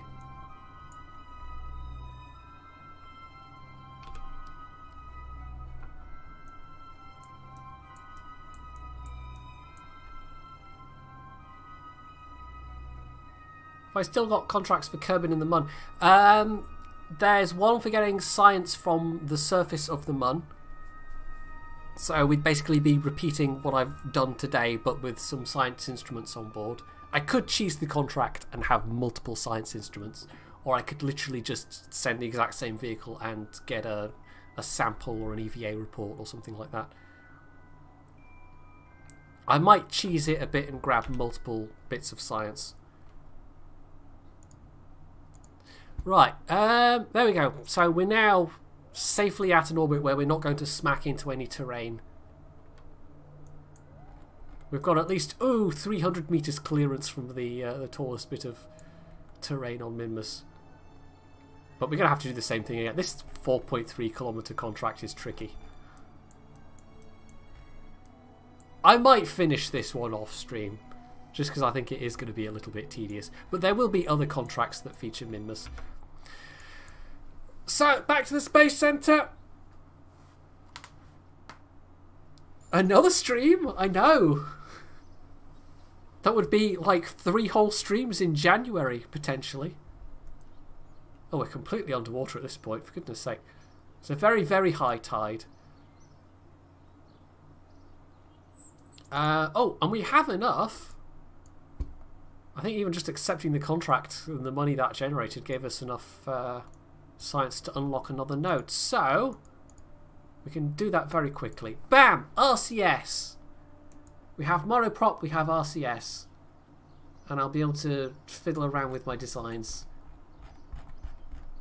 Yeah, everyone's going to be slightly soggy. It's fine, we can practice our underwater launches. So, what am I even clicking on? Let's bring up the slideshow. Thank you very much, all of who have tuned in. I will do my usual thing of finding somebody to host, so give me a second.